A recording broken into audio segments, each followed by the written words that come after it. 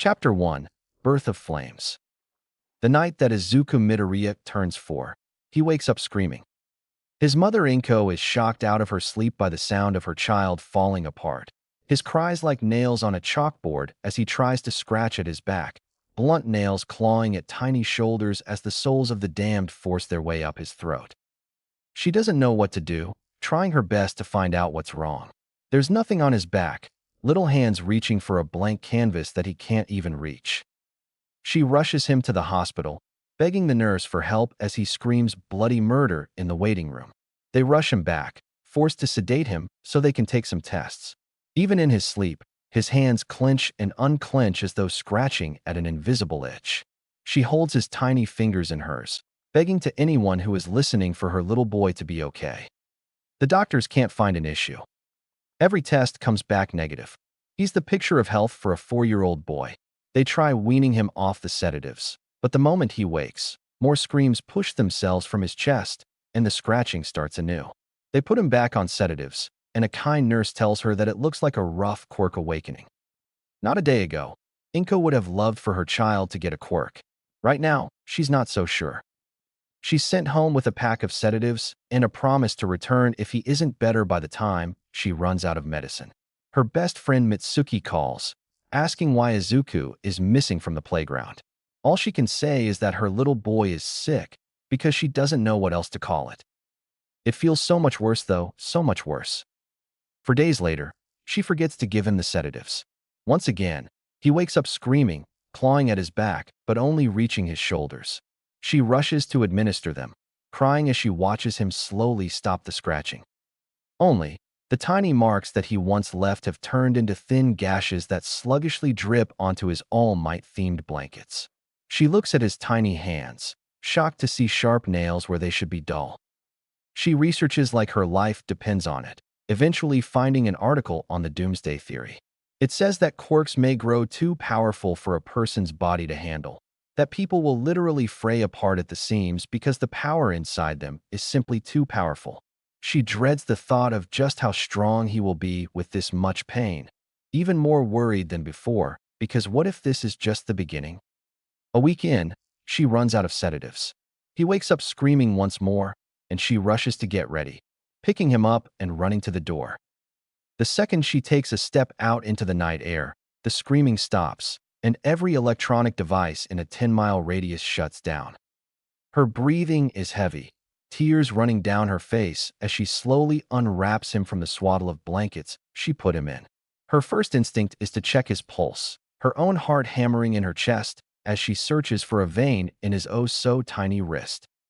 When she finds one, pulsing and steady right under her fingers, she sobs in relief, waddling back into her apartment and falling onto the sofa with her son in her arms.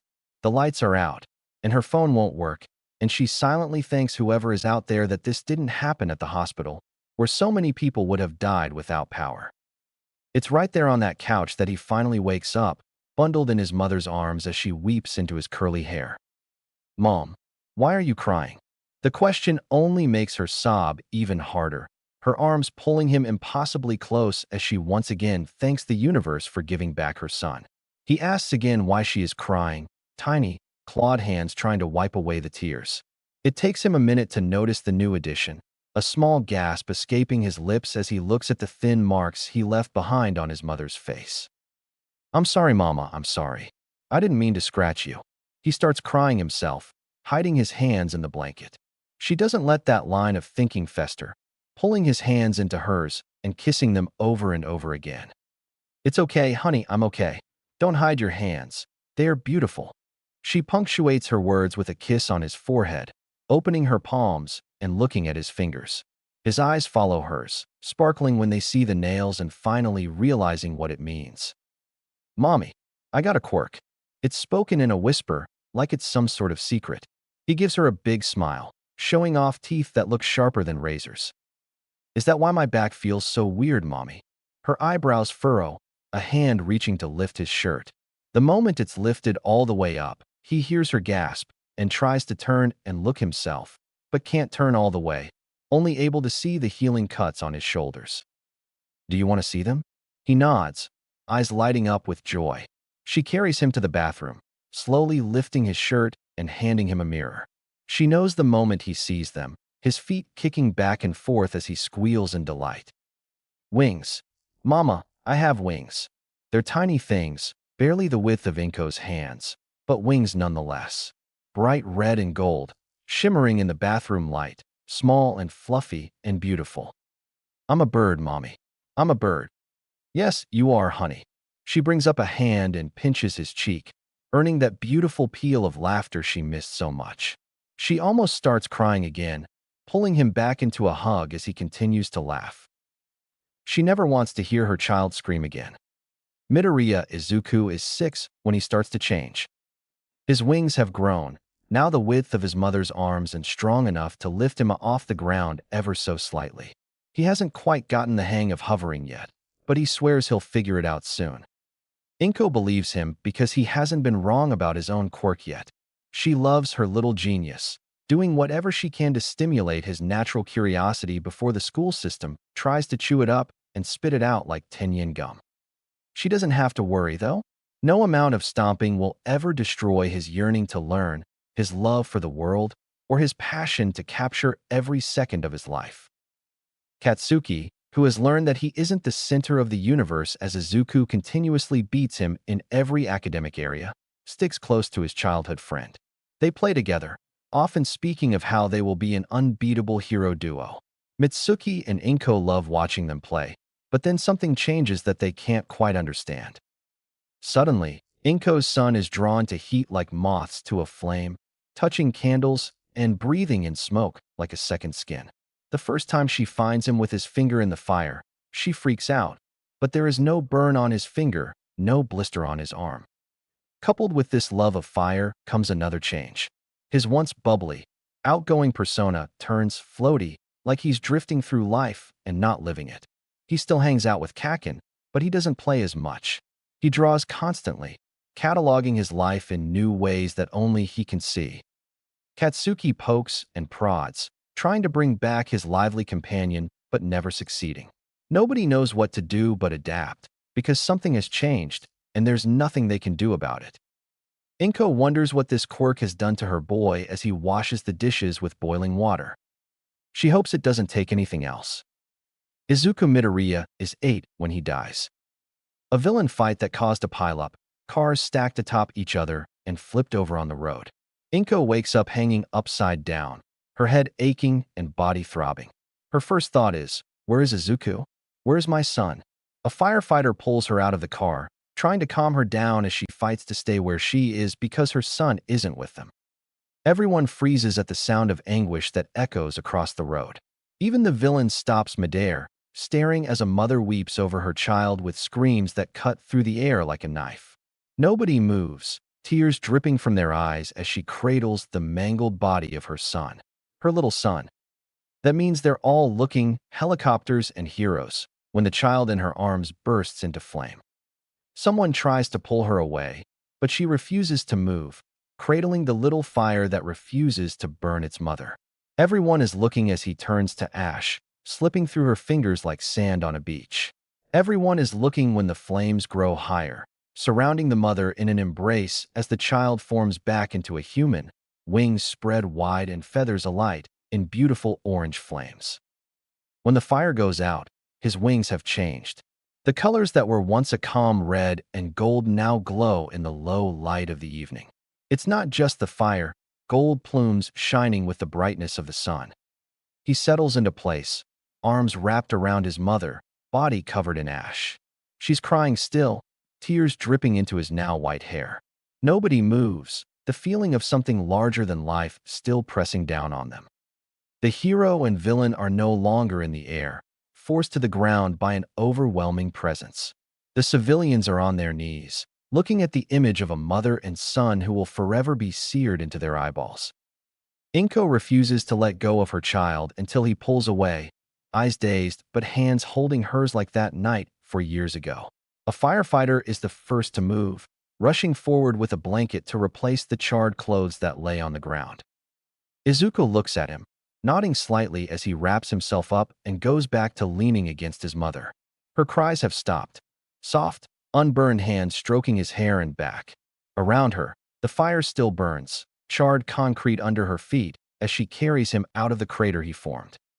She takes him to a paramedic, and they let him sit on the gurney because they're not brave enough to force him to lie down. They do a quick checkup, and everything comes back fine.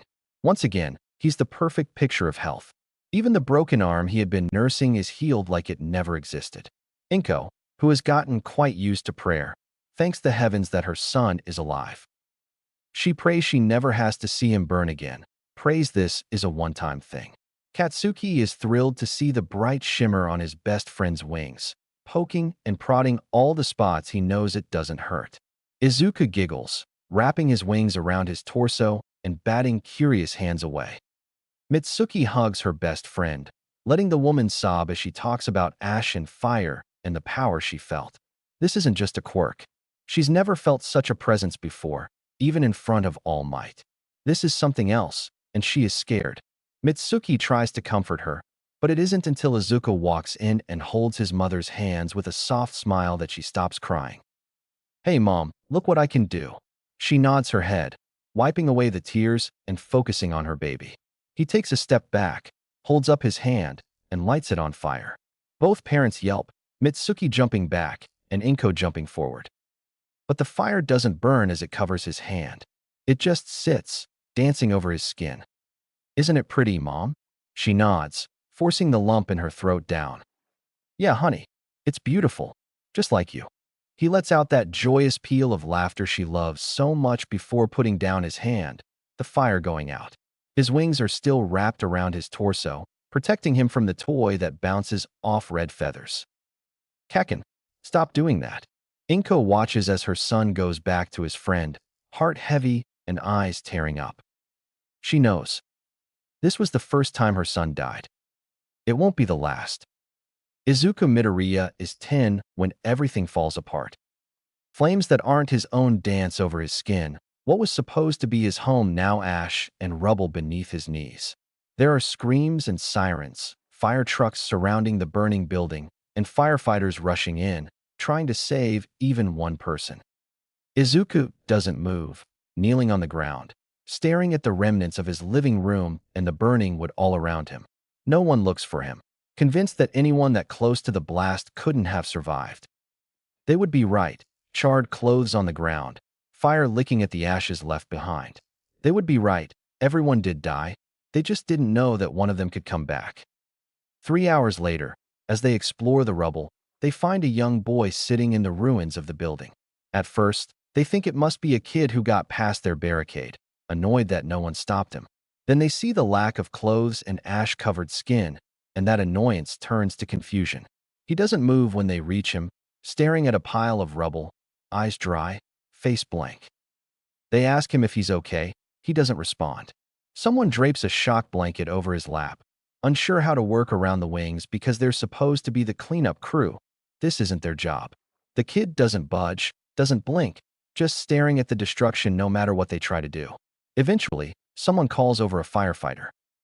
They ask the kid where his parents are. A clawed finger points at the rubble. They spend hours trying to coax him into leaving, eventually sedating him when he tries to fight the firefighters attempting to help. They all watch with sad eyes as he's sent to the hospital, hoping he gets better even though they couldn't find a single injury. A week passes. The building is unsalvageable. They find bones under the debris. Midoriya Inko is pronounced dead, killed in a fire started by the number 2 hero. The child, now labeled Izuku Midoriya, refuses to speak. They can't find any living relatives, eventually contacting his godmother, Bakugo Mitsuki. It turns out that she was looking for him and thanks them profusely when they finally tell her where he is. She hugs him, cries into his white hair, strokes the wings that glow and shift beneath her fingers. He still doesn't talk, staring straight ahead at white walls with blank eyes. A few days later, they tell her they can discharge him. Thankfully, he follows her, still staring ahead without blinking as she drives them home.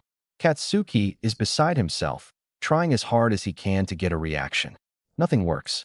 Izuku refuses to use his fire, refuses to play like a child, refuses to do anything but sit and stare and hide. Weeks pass. Izuku doesn't change.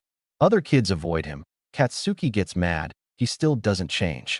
Mitsuki tries her best. She really does. But Izuku seems to ignore her efforts. It's a struggle, getting him to eat, getting him to do anything but stare into the distance. For months, he stays silent, and when he starts talking again, it's all short sentences and curt responses. He sounds blank, a complete lack of emotion. And when he shows emotion, he simply doesn't talk, keeping his mouth shut until he's returned to a blank slate. It's confusing, but they do as they do with everything else. They try to cope. He turns 11, wings growing wide, body growing taller. Katsuki stays angry, protecting Izuku from the harsh words of their classmates, getting disciplinaries every time he picks a fight. People stop talking about him altogether to avoid Katsuki's wrath. Izuku still doesn't use his flames, still hides away from the world, still refuses to show emotion. He starts flying. He leaves for hours at a time, gone with the wind, no trace of him left behind. Mitsuki lets him leave because she doesn't know what else to do. He never comes back past curfew, never tests her rules, but it still scares her. He doesn't play anymore, doesn't pay attention to heroes, doesn't write. He just flies. Something changes when he turns 12. It's not him, he stays the same. He still looks into the distance like he's seeing things that aren't there. He doesn't change, but his body does. Katsuki notices first, poking and prodding to try and figure out when he has time to train and when he got all those strange muscles. Katsuki notices first, then Mitsuki, then Masaru, all wondering where he's going during the day. He starts coming home injured, just bruises at first, but that changes fast. Cuts, scrapes, large wounds. They start noticing blood on his clothes and medical supplies in his room. Mitsuki tries to keep him from going out, but he just vanishes no matter what she does. They try to talk to him, try to get him help. Nothing works. On his 13th birthday, Izuku Midoriya vanishes. The Bakugo family panics, tries their best to find him. Heroes are called, the police open a case, and the news picks up the story and runs with it. The media drops the story after a couple of weeks, but the panic stays for 3 months before he shows up again. No one knows where he went, just that he's back now, just that he has scars all over his body that no 13-year-old should ever carry. He goes back to school, keeps getting good grades without trying. No one can get anything out of him. They never figure out where he was. Mitsuki doesn't know what to do, doesn't know how to fix things. She cries in her husband's arms, missing her best friend, missing the sweet boy her son loved. Izuku Midoriya is 10 when everything falls apart, and no one can figure out how to put things back together again. Chapter 2. A Cry for Help. The minute Aizawa Shota wakes up, he just knows something is going to happen today. He doesn't know what, doesn't know when, just that something's going to happen and it will be annoying as hell even though he'll have to deal with it. Just great. He really doesn't want to take care of a whole new thing like this on a school day. He ends up drinking his morning coffee on his own, Hisashi already off to work on that damn motorcycle he bought last week. Is that it? Is the motorcycle going to explode or something? No, this is different. It's hero work. Great, even more annoying. Probably not during class hours though, which is strange considering he has no patrols scheduled. Whatever, he'll cross that bridge when he figures out where it is. School goes fine. He doesn't have anyone in his class, after all. They were all expelled on their first day, a bunch of cocky idiots with no drive. Hopefully Nizu will change up the entrance exam a little to get a better lot next year. Still, he has paperwork to do, and that's annoying. Hisashi looks a little concerned, but that's fine. They can talk tonight when they snuggle with the cats and read Lord of the Rings for the 100th time. Around noon, he steps into Nizu's office to turn in paperwork and notices a figure standing outside the gate through the floor-to-ceiling windows. It looks like a kid, an angry kid with spiky blonde hair. That's about all he can see though, the figure a decent bit away and only their posture showcasing their anger. Well, not his student, not his problem. Still, who's the kid? Katsuki Bakugo from Aldera Junior High. I'm still not sure why he's here. I will find out though, even if I have to ask him. Of course the rat would know. He knows everything, after all. Whatever, look at this stupid complaint. Even so, he can't stop looking at the kid, wondering what on earth is going on. Maybe that's his emergency?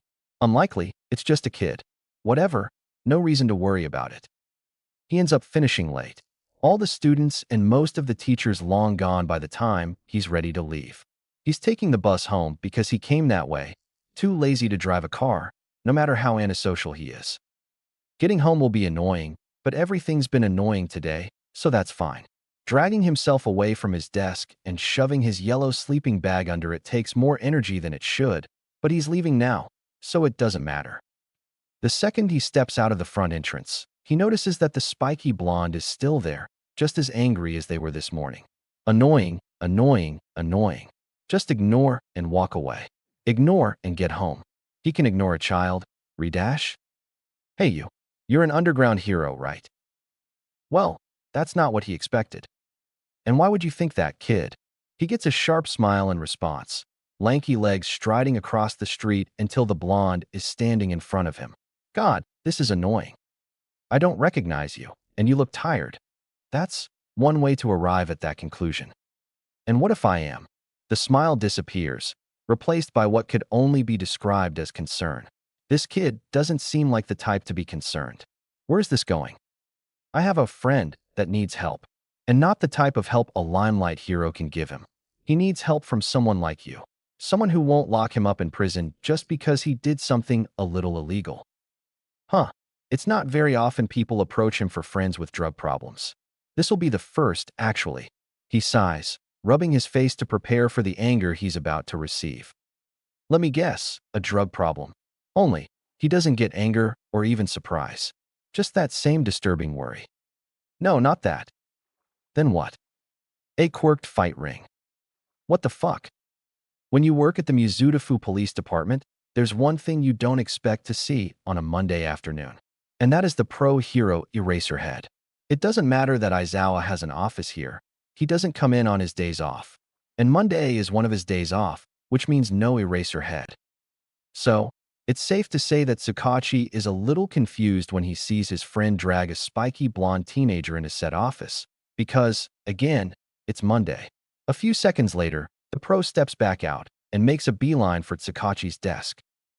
Needless to say, the detective is more than a little curious about what on earth could drag someone like Aizawa into work on, again, a Monday. I have a case for you. Okay. This will be interesting. Tsukachi nods and motions for him to lead the way with a small, tired smile. They walk to Aizawa's office, stopping right outside the closed door.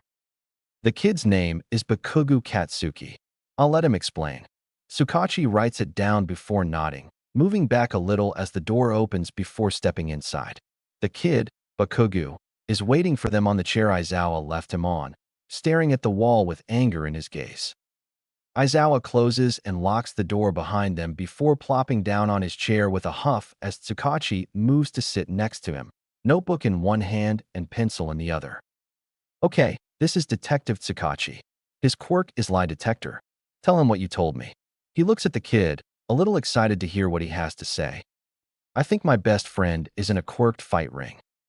That's definitely not normal. How old is your friend? 14. What's his name? Can I really trust this dude? He's looking at Aizawa, glancing at Tsukachi with wariness in his gaze. Aizawa sighs, rubbing his face like this is the most inconvenient thing in the world. I trust him. He's worked with me to help a lot of kids in need, including those with questionable legal backgrounds. He won't rat your friend out if that's what you're worried about. Rat him out, huh? So, not a case of kidnapping. Bakugu sighs, turning back toward the detective with a glare. His name is Midoriya Izuku. You may have heard of him from the Black Hawk incident. Tsukachi looks at Aizawa with raised eyebrows. The Black Hawk incident, huh? That's where that kid came back from the dead after Black Hawk caused a pileup, right? Something about a phoenix quirk. The blonde's expression turns grim, like it's not something he wants to talk about. Tsukachi goes to shift the subject, but he's cut off before he can get a word out. Yeah, phoenix quirk. He can't fucking die, which means he lived and his mom didn't when Endeavor burned down his apartment. Holy shit. Tsukachi looks at his friend, noting the slightly raised eyebrows. So the kid didn't tell him about that then. Talk about a tragic backstory. That happened 4 years ago. He turned 14 this year, and it's getting worse. Interesting. What's getting worse? Bakugu looks up at the detective with a harsh glare, like it's a stupid question. The fucking dash, his jaw snaps shut, hands clenching as he takes a few deep breaths and closes his eyes. So, anger issues, which he's working on. Adding that to the list. My mom was best friends with Zuku's mom. Like the godmother of her child, kind of best friend. So, my mom adopted Zuku after Ani Inko died, and well, Zuku was different. He just shut down. I mean, that makes sense since his mom just died, but nothing we did helped. Therapy, playdates, buying him stuff. He didn't respond to anything.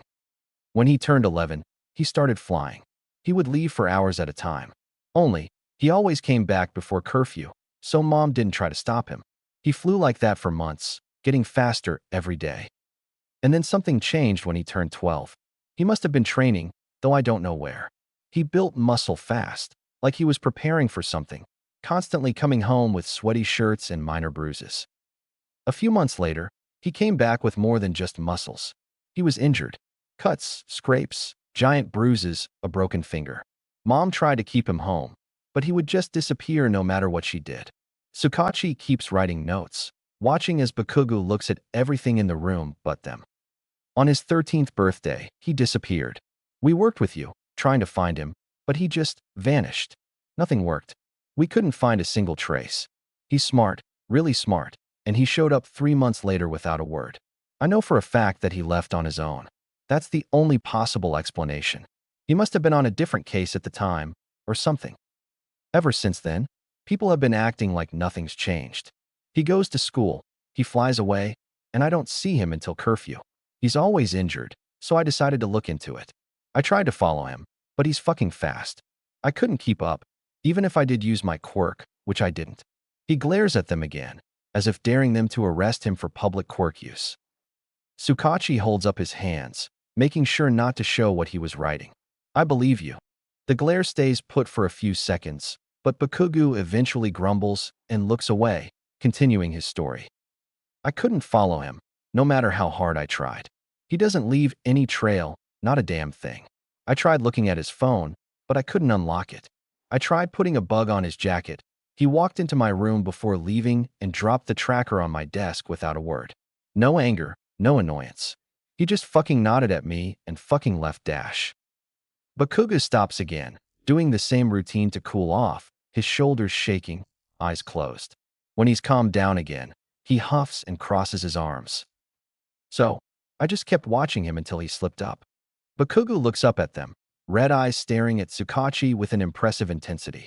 It would make a lesser man nervous, but Tsukachi has seen many a villain in his time, and this kid is no villain. He came home with a slip in his pocket. I found it after he fell asleep, but it took me a few days to figure out what it was. He pauses, looking at Eraserhead, who nods his head. Bakugo doesn't speak though, his body tensing again. Maybe he needs a little nudge. What was it? The kid's neck snaps to look at him, eyes glaring and fists clenching. A betting slip. For a fight ring. Very interesting. And why do you think it's a quirked fight ring? Because I found it. Tsukachi almost chokes on air, his pencil slipping on the paper and his neck jerking up to look at the kid. He hears Aizawa shift, glancing over at his friend and learning that this is news to both of them. You found it. Bakugo sneers and looks away, like he's deciding if they're worth his effort. They wait for him to come to them, glancing at each other in confusion. Finally, the kid sighs a deep, heavy sigh, sinking into the chair before speaking. Okay, I know it was stupid, but I needed proof, and I couldn't think of any other way to get it. I wore a disguise, I didn't show my face, and I snuck in. I took pictures and video, and then I left. I've been trying to find an underground hero ever since. I couldn't find one, so I waited outside UA because it made sense that there would be at least one underground hero working there. This kid's pretty smart. I didn't get a video of him, but I got enough proof for you to open an investigation. Bakugo reaches into his pocket and pulls out a camera, holding it up for them to see with a glare. I'm going to be a hero, so I want in. I don't care where. I could push fucking paperwork for all I care, but I want in. That's the deal. Tsukachi feels his eyebrows raise, looking at Aizawa to see a matching look of surprise. This is very much not normal. Tsukachi's seen the anger, seen the distrust. He's seen kids, seen adults, seen everything in between. What he hasn't seen is an angry teenager who wants to take down a full-blown fight ring. And the fact that he's willing to do nothing more than paperwork? Very different indeed. Aizawa is the one to break the silence, his voice more curious than anything. And what's in it for us? For the first time since Tsukachi has met Bakugo, the kid smiles, sharp and feral. You get rid of Kusei. Tsukachi almost drops his notebook this time, just barely keeping himself from jumping out of his chair. He stares at the kid in shock, mouth hanging open as the name bounces around in his head. Where the hell did you hear that name? Aizawa sounds dangerous, and Bakugo stops smiling the second he hears him. Okay, good. Eraserhead still has his edge. I'm not telling. Not until you give me a spot. Wow, the kid has guts. Not just anyone can look Eraserhead in the eye and stand their ground. Impressive and a little annoying, but that's fine. Still, how on earth did a teenager know the name of a man Tsukachi has been trying to pin for years? How did he even know that they've been looking for him? Kusei has been a pain in their side for almost 5 years now, and they're nowhere near close to finding a lead. He's done what feels like hundreds of busts, and Kusei's name has been there every time, and they still haven't been able to get him. Okay, this is obviously more complicated than they thought it would be. If Kusei is running the fight ring, then this won't be a simple in and out. This will take planning, and a lot of it. Tsukachi looks at Aizawa and motions toward the door, trying his hardest to stay calm. Aizawa nods and goes to stand up, turning toward Bakugo one last time. We're going to step out for a moment. Don't touch anything. Bakugo quirks an eyebrow in their direction, looking at the bare office before rolling his eyes and leaning back into the chair with a huff. It's very adolescent, reassuring Tsukachi that yes, this is a child. No, this isn't some grown-ass man in a teenager's body. This is a child. Such a weird situation. He steps out of the office with his friend right behind him, closing the door and staring at each other for a second. He looks at the door, then back at Aizawa, quirking his eyebrow in question. His friend lets out a heavy sigh, slouching like he's done with the world. He just showed up in front of you, stood there for God knows how long until I came out. He clocked that I was an underground hero because, and I quote, I don't recognize you, and you look tired. I heard him out, and it was weird enough for me to bring him in. Did he lie at all? Tsukachi rubs at his temple, looking at his meager notes as he tries to come to terms with everything. Not a single time. He believed every word he said. How the hell does he know that name? Even better, how does he know Kusei is a target? Aizawa leans against the door to his office, looking around the room with a tired expression. I have a feeling we won't get another word out of him without taking his deal. Even if we call his mother in and interrogate him, we don't have any leverage. We don't even have proof that he's right about his brother. Sure, but there's no way Chief would approve of having a kid on the team, especially one without any academy experience. This entire case is classified, so even if he got a basic pass, it wouldn't be enough. I don't have anything to give him, and he seems pretty determined. You think there's any chance he'd be willing to compromise? Give him, I don't know, weekly updates or something? The words pause for a moment while Aizawa thinks, eyes now looking at the floor without blinking. They stand there in silence, both parties trying to come up with a solution. Tsukachi looks up when Aizawa suddenly shifts, watching as an idea forms in his friend's mind. Chief let a hero intern in on a case a couple months ago. Not full access, but enough for him to stay in the loop. If you get me on the case, and if I can convince his parents to let me teach him for, say, 5 months, he trails off, tilting his head to the side. That might work. If you bring me the camera, I can get you in on the case, no problem. He's smart though. He probably won't hand it over until he's officially your intern. That might take a week or 2. I can handle that. Is it a plan? It's a plan. Tsukachi takes a step back so Aizawa can open the door, keeping his expression neutral as they walk inside. You got an answer for me, geezers? Right, child. This is going to be interesting. I have a proposal, but it'll take work. Bakugo looks at Aizawa with a glare, arms still crossed and back still leaning against the chair. No shit. I'm not an idiot. I know you can't just give me access to confidential files. What's your proposal? Of course he would know just how difficult his request is. You're 14, right? Yup. Good. That means you can be a hero intern. Barely. Bakugo shifts, raising an eyebrow in surprise. Here's the deal. This is a highly classified case, and there's nothing we can do to get you full access. That gets them a frown and a dramatic huff. But if a hero has an intern and includes them in a case, they can get basic updates and could, if the hero makes a suitable case, assist in certain areas. I'm talking limited access. Very limited. Would that be enough for you? Bakuga doesn't speak at first, staring at Aizawa with a single-minded intensity, only anger in his gaze. It's a surprisingly good tactic to keep people from knowing what you're thinking, though Tsukauchi isn't sure if that's what the kid is trying to do. His face might just look angry all the time at this rate. I'll know whenever you make progress. He even sounds angry, like it's his default state. Yes, but you'll probably only know the bare bones of what that progress is. Another stretch of silence, red eyes glaring at the floor as Bakuga thinks. His arms are still crossed, but he's sitting up straight now, one foot tapping on the concrete floor. Fine. Now I gotta get home before Zuka gets back. Here's your damn camera. Tsukauchi jerks his hand out, not expecting Bakuga to give them his leverage. Here's my address and the times he's never home. I'll make up some stories so my parents don't get suspicious. You better keep up your end of the deal.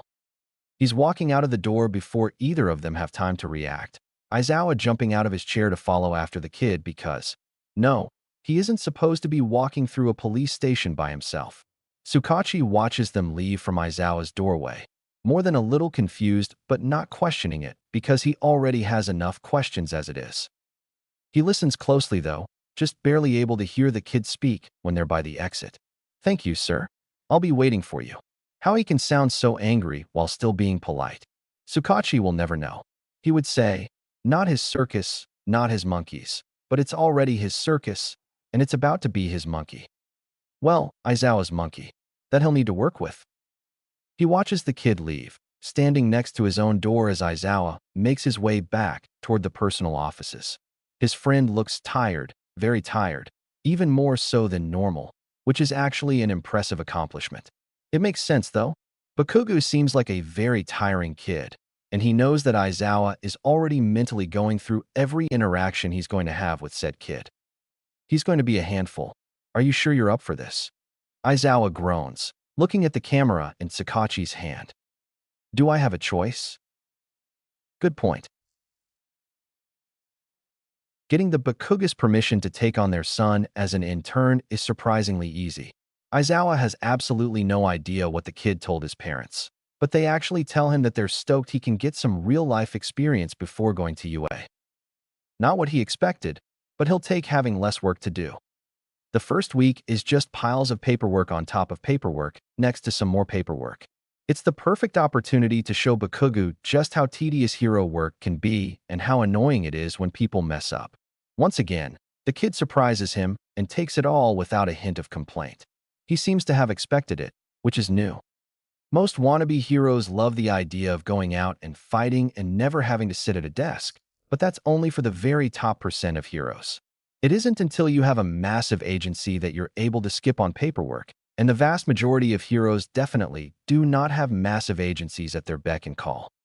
Apparently, Bakuga knew that, so he's prepared to take on the paperwork like it's a regular part of his life. He doesn't complain barely at all, finishing his pile and asking for more until Aizawa sends him home for the day. This goes on until the only paperwork left is for things the kid doesn't have permission to read. So Aizawa grumbles and drags him to a warehouse he rents, full of gym equipment and sparring mats.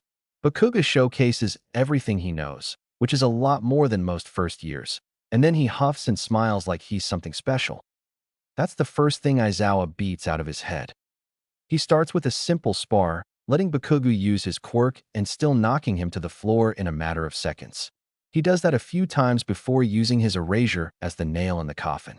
He watches as his pupil stumbles over his own feet when he fails to make any explosions, leaving Aizawa to nudge him while he's off balance as a final booyah.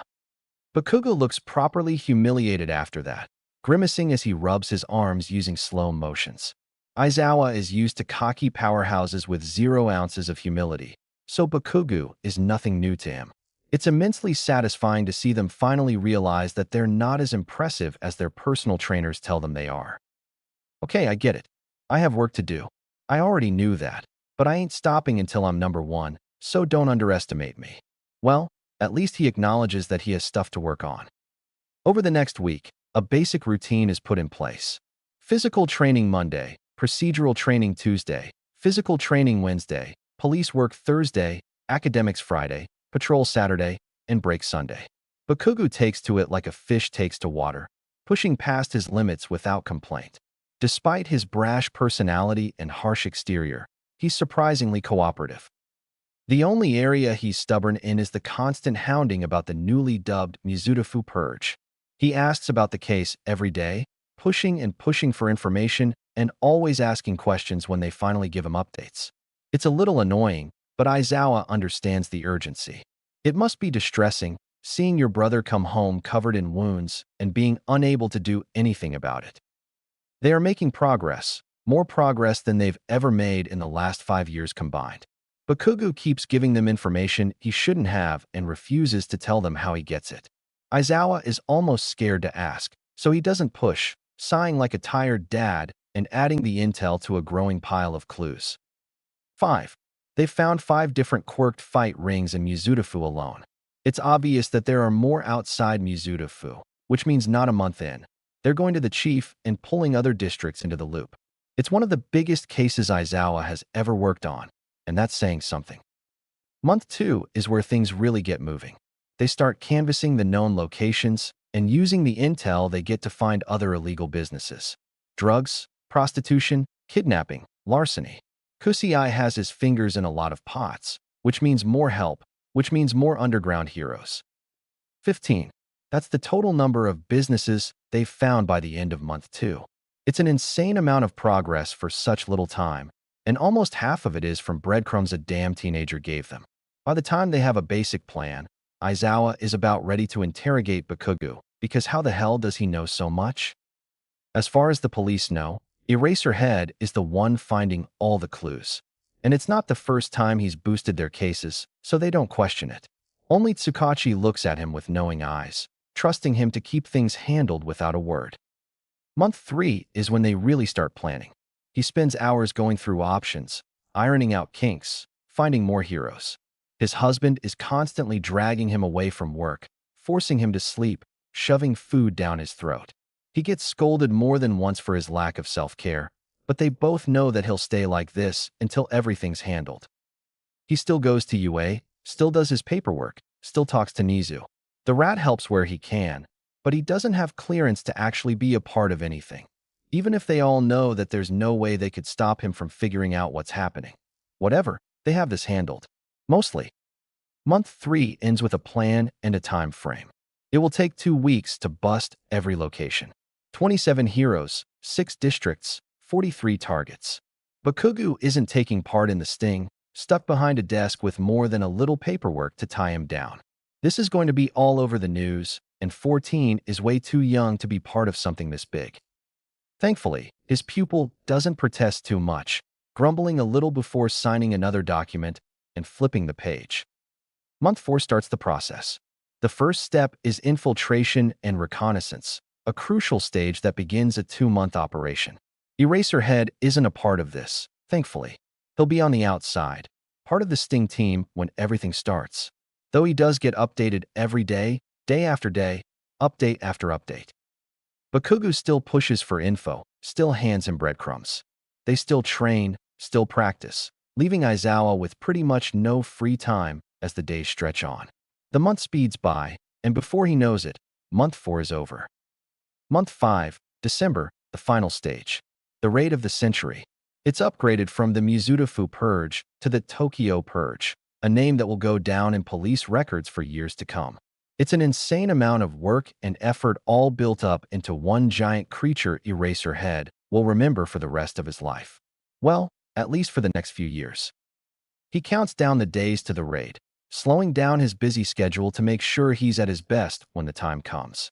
Bakugo doesn't complain, seemingly aware of what it means. He looks less angry, more determined, like he's ready for something to happen. The kid has good instincts. He'll make a great hero. 1 week. Tsukachi looks about ready to keel over, living off of instant coffee and protein bars as he runs the Mizutofu division. Aizawa brings him better coffee, helps him with some paperwork, and earns a tired smile for his troubles.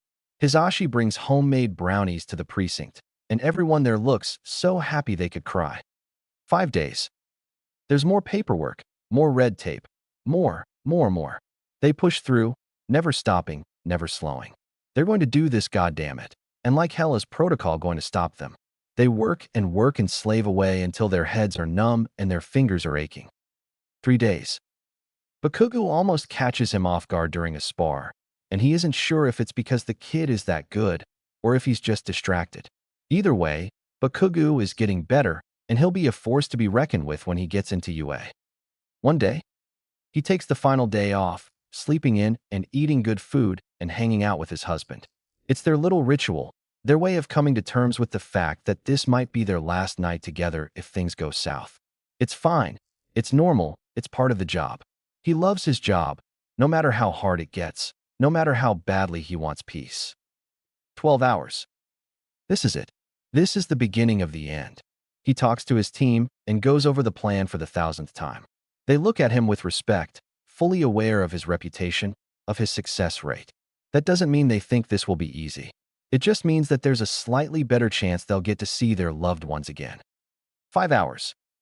His team is ready, the timer ticking down as they wait. He gets updates from the other team leaders and gets info from the people inside. They've got this. 2 hours. They're on site, waiting, watching. Eraserhead is ready. His team is ready. This is it. 30 minutes. He can feel the tension. He can feel the fear. 10 minutes. Everything is ready, and everyone is determined. 1 minute.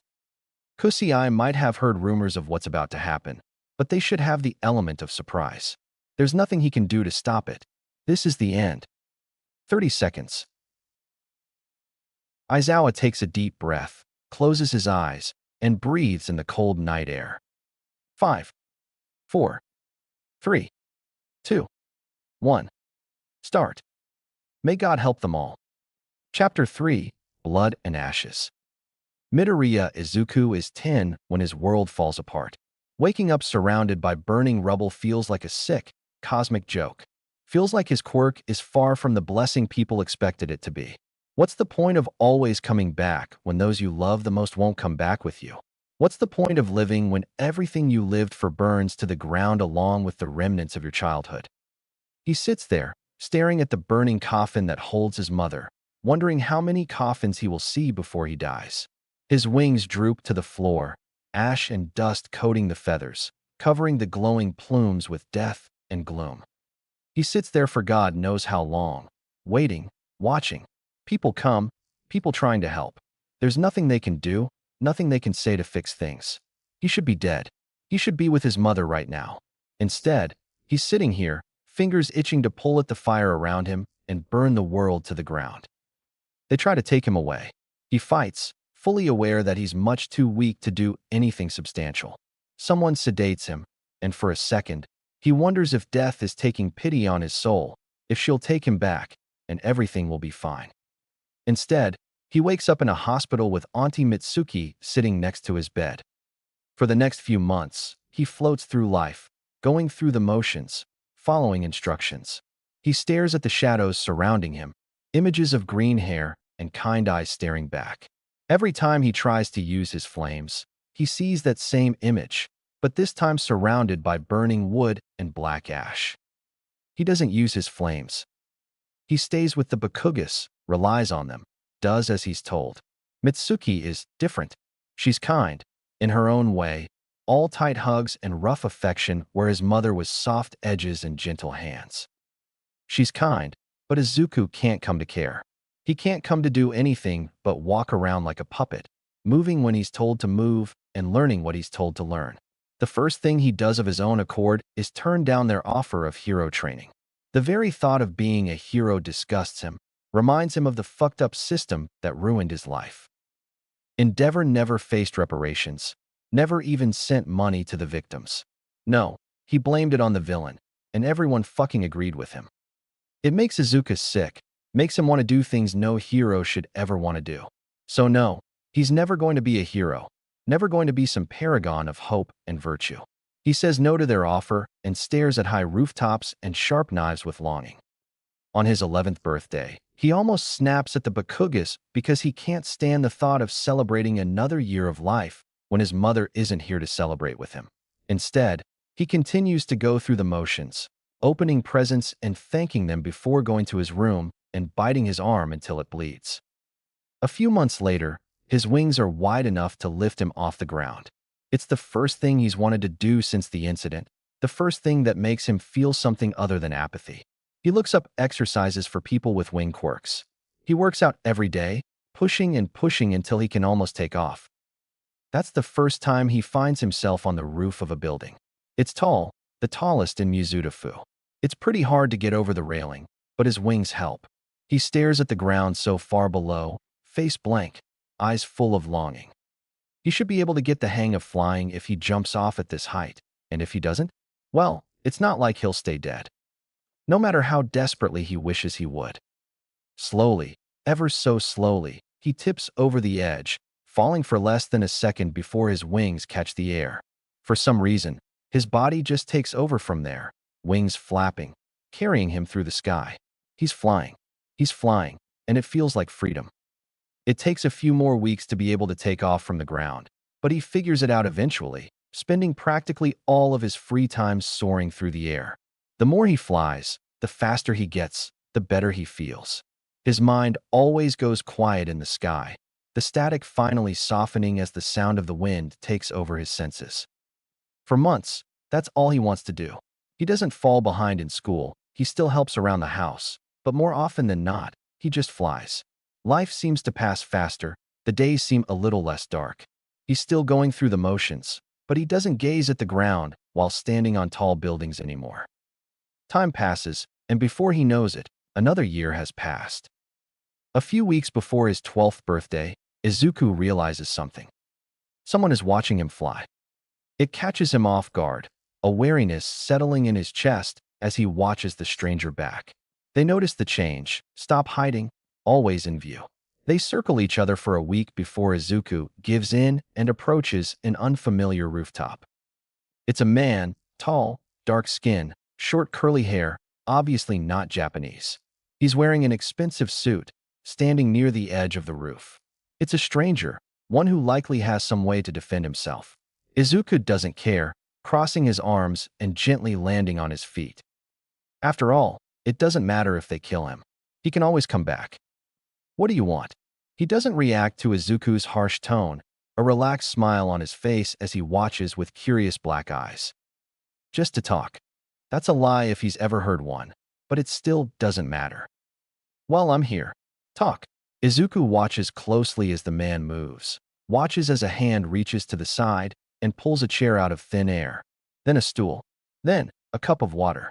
He watches as the man sits down and motions towards the stool as he sips his drink. It's obvious that he's showcasing his quirk, an attempt to garner trust. If anything, it only makes Izuku more wary, because this is someone who knows what they're doing. This is someone dangerous. Still, he sits on the stool, keeping his face neutral and body relaxed. You may call me Kusei. Is there a name you would prefer I use? Izuku is under no impression that this man doesn't know his name. This is another attempt to earn trust. It's not going to work. Keiho. The stranger's smile grows, like Izuku passed a test. He probably did, but he doesn't care enough to figure out what it was. It's nice to meet you, Keiho. I have a proposition for you. No shit. You show promise, and a lot of it. Your quirk, your speed, your strength. You've been training your whole life, and it seems such a shame to let it all go to waste. So, this man has been watching him for a while, probably since his very public quirk awakening. Now, I have a feeling you might enjoy a little action here and there. Just to get the edge off, an extracurricular activity, if you will. I have an abundance of resources, and I'd be more than willing to spend some on you if it meant utilizing your potential. Izuku watches the man reach into what is either a portal to another room or a pocket dimension and pull out a slim card. I don't expect an immediate answer, so here's my card. Only you can see the writing. It looks blank to everyone else. Please, take your time, do some research. My people are instructed to give you access to everything you may need. Don't hesitate to call. Izuku takes the card, glances at the information, and slips it into his pocket before looking back at the man. Thank you for your time, Keiho. I'll be waiting for your decision. Izuku stands up with the man, stepping to the side so Kusai can put the chairs back where they came from. He watches him leave, watches with keen eyes and sharp talons, taking in every detail he can see. Izuku spends the week before his 12th birthday doing research. He finds quite a lot of information, some that Kusai probably doesn't want him to know. He learns and thinks and watches. He goes to one of the locations he found, shows the card to the bouncer, and walks right in without a single issue. He watches as people fight like dogs, spitting venom and clawing at bare skin. It's animalistic, raw, and something in his chest shifts. He's a child, a tall child, but still a child, and people stare at him as he watches. That's fine, they won't be seeing his face when he fights. Izuku is 12 when he starts training, and his teacher is ruthless. Anything he learned is thrown out the window. Everything he thought he knew tossed into the trash as he learns to fight like an animal. He learns fast, the bruises on his skin and the constant ache in his muscles keeping him company as he starts to actually feel things. Flying makes everything quiet. Fighting makes him feel alive. He spends months training, pushing himself harder than he's ever gone before. He pushes and pushes and pushes until he's strong enough to take down his teacher almost every time they fight. That means Kusai buys him a new teacher, one that teaches him technique, finesse. It's very different from his first one, but he'll take everything he can get. This goes on for 6 months before Kusai approaches him with an offer. A substantial monetary reward each week he fights, as long as he wins more than half of his matches. Kusai tries to approach the topic slowly, but Izuku agrees to fight before he's even finished with his first sentence. Kusai is very surprised, unaware that Izuku even knew about the rings. It's not the last time his benefactor underestimates him. He spends a week designing his costume, then another week watching them make it. It hides his identity fairly well, covers his hair, his eyes. He keeps his mouth and talons uncovered, accustomed to using them during a fight. The ring he starts in is small, local, unassuming. It looks like any other bar, only with a basement that's missing from public schematics. He watches a few matches from the locker room, analyzing what exactly he's up against. It only takes him a few minutes to realize that these people aren't just amateurs, they're completely untrained. This is going to be a breeze, and Kusai fully intended for it to be that way. Midoriya Izuku is 12 years old when Keiho makes his debut. It sends a buzz through the underground, people talking about the short fighter with fiery wings and sharp talons. They talk about how he took down his first opponent in 3 seconds, about how he didn't even use his quirk to do so. Keiho fights 5 days a week, and he quickly needs to move to a bigger ring because of how many people buy seats to see him. He fights and makes his way up the ranks until he's finally fighting people on his level. It takes a few months, but people still come to watch the prodigy teenager as he learns. And learn he does. He absorbs information like a sponge, copying fighting styles, finally using his quirk. Or, at least, what they assume is his quirk. You see, there's one thing Kusai doesn't know about Izuku, and that is the fact that there's more to him than a phoenix quirk. No, Kusai has never seen Izuku manipulate flame like it's second nature, never seen him breathe fire from his lungs. No, Keiho doesn't have a fire quirk. He has wings and talons and sharp teeth. Keiho tears and bites and claws. He doesn't burn. Sure, he has a strange resistance to flames, but Kusai knows that Keiho can rise from the ashes. Of course, he would be impervious to fire. So, Keiho fights and learns and grows and gets stronger until he's a force to be reckoned with, even among the stronger ranks. But with that growth comes something he didn't expect. He learns things, hears things. His curiosity grows, and suddenly he realizes just how fucked he is. Izuku knew Kusai wasn't a good man. He knew about the less than legal dealings, but that's not the same as seeing it firsthand. He doesn't want to be a hero. The very thought disgusts him, but that doesn't mean he wants to be a villain. Izuku is about to turn 13 when he realizes that he's stuck. Kusai has sponsored him for the yearly gladiator event, put him in the running for something that could kill him if he isn't careful. It's not to the death, but it's close. He could die, could burn up for all to see. and he can't get out of it. Something in his mind shifts then, a thought settling in his head as he looks at the lineup ahead of him. He needs to fix this. He needs to stop Kusei. He needs to take him down. He spends hours coming to terms with the fact that he can't do it himself, that he'll need outside help. He spends hours making peace with that fact, and then he starts planning. Midoriya Izuku is 13 years old when he vanishes. It's no coincidence that the gladiator event started on his birthday, and this time, he cares about all the details. So, he finds the person leaking all his information. A few days later, the police get a tip, and his stalker is arrested on charges of larceny, drug trafficking, and counterfeiting. Izuku watches from the locker room as Kusei struggles to hide his anger, smiling and waiting for his name to be called. It's satisfying, watching his plan begin. It's less satisfying, walking into a building big enough to hold thousands of people, all cheering and jeering and screaming as Izuku faces his first opponent. He wins his first fight in 45 seconds. He wins his second fight in 3 minutes. His third in 7.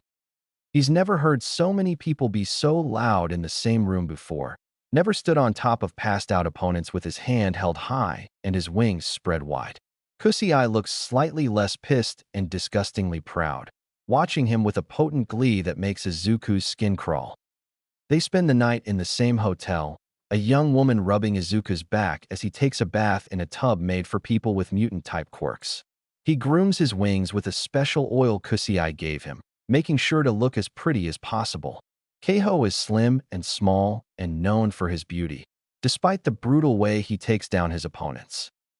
So that means he needs to stay beautiful, no matter how injured he is.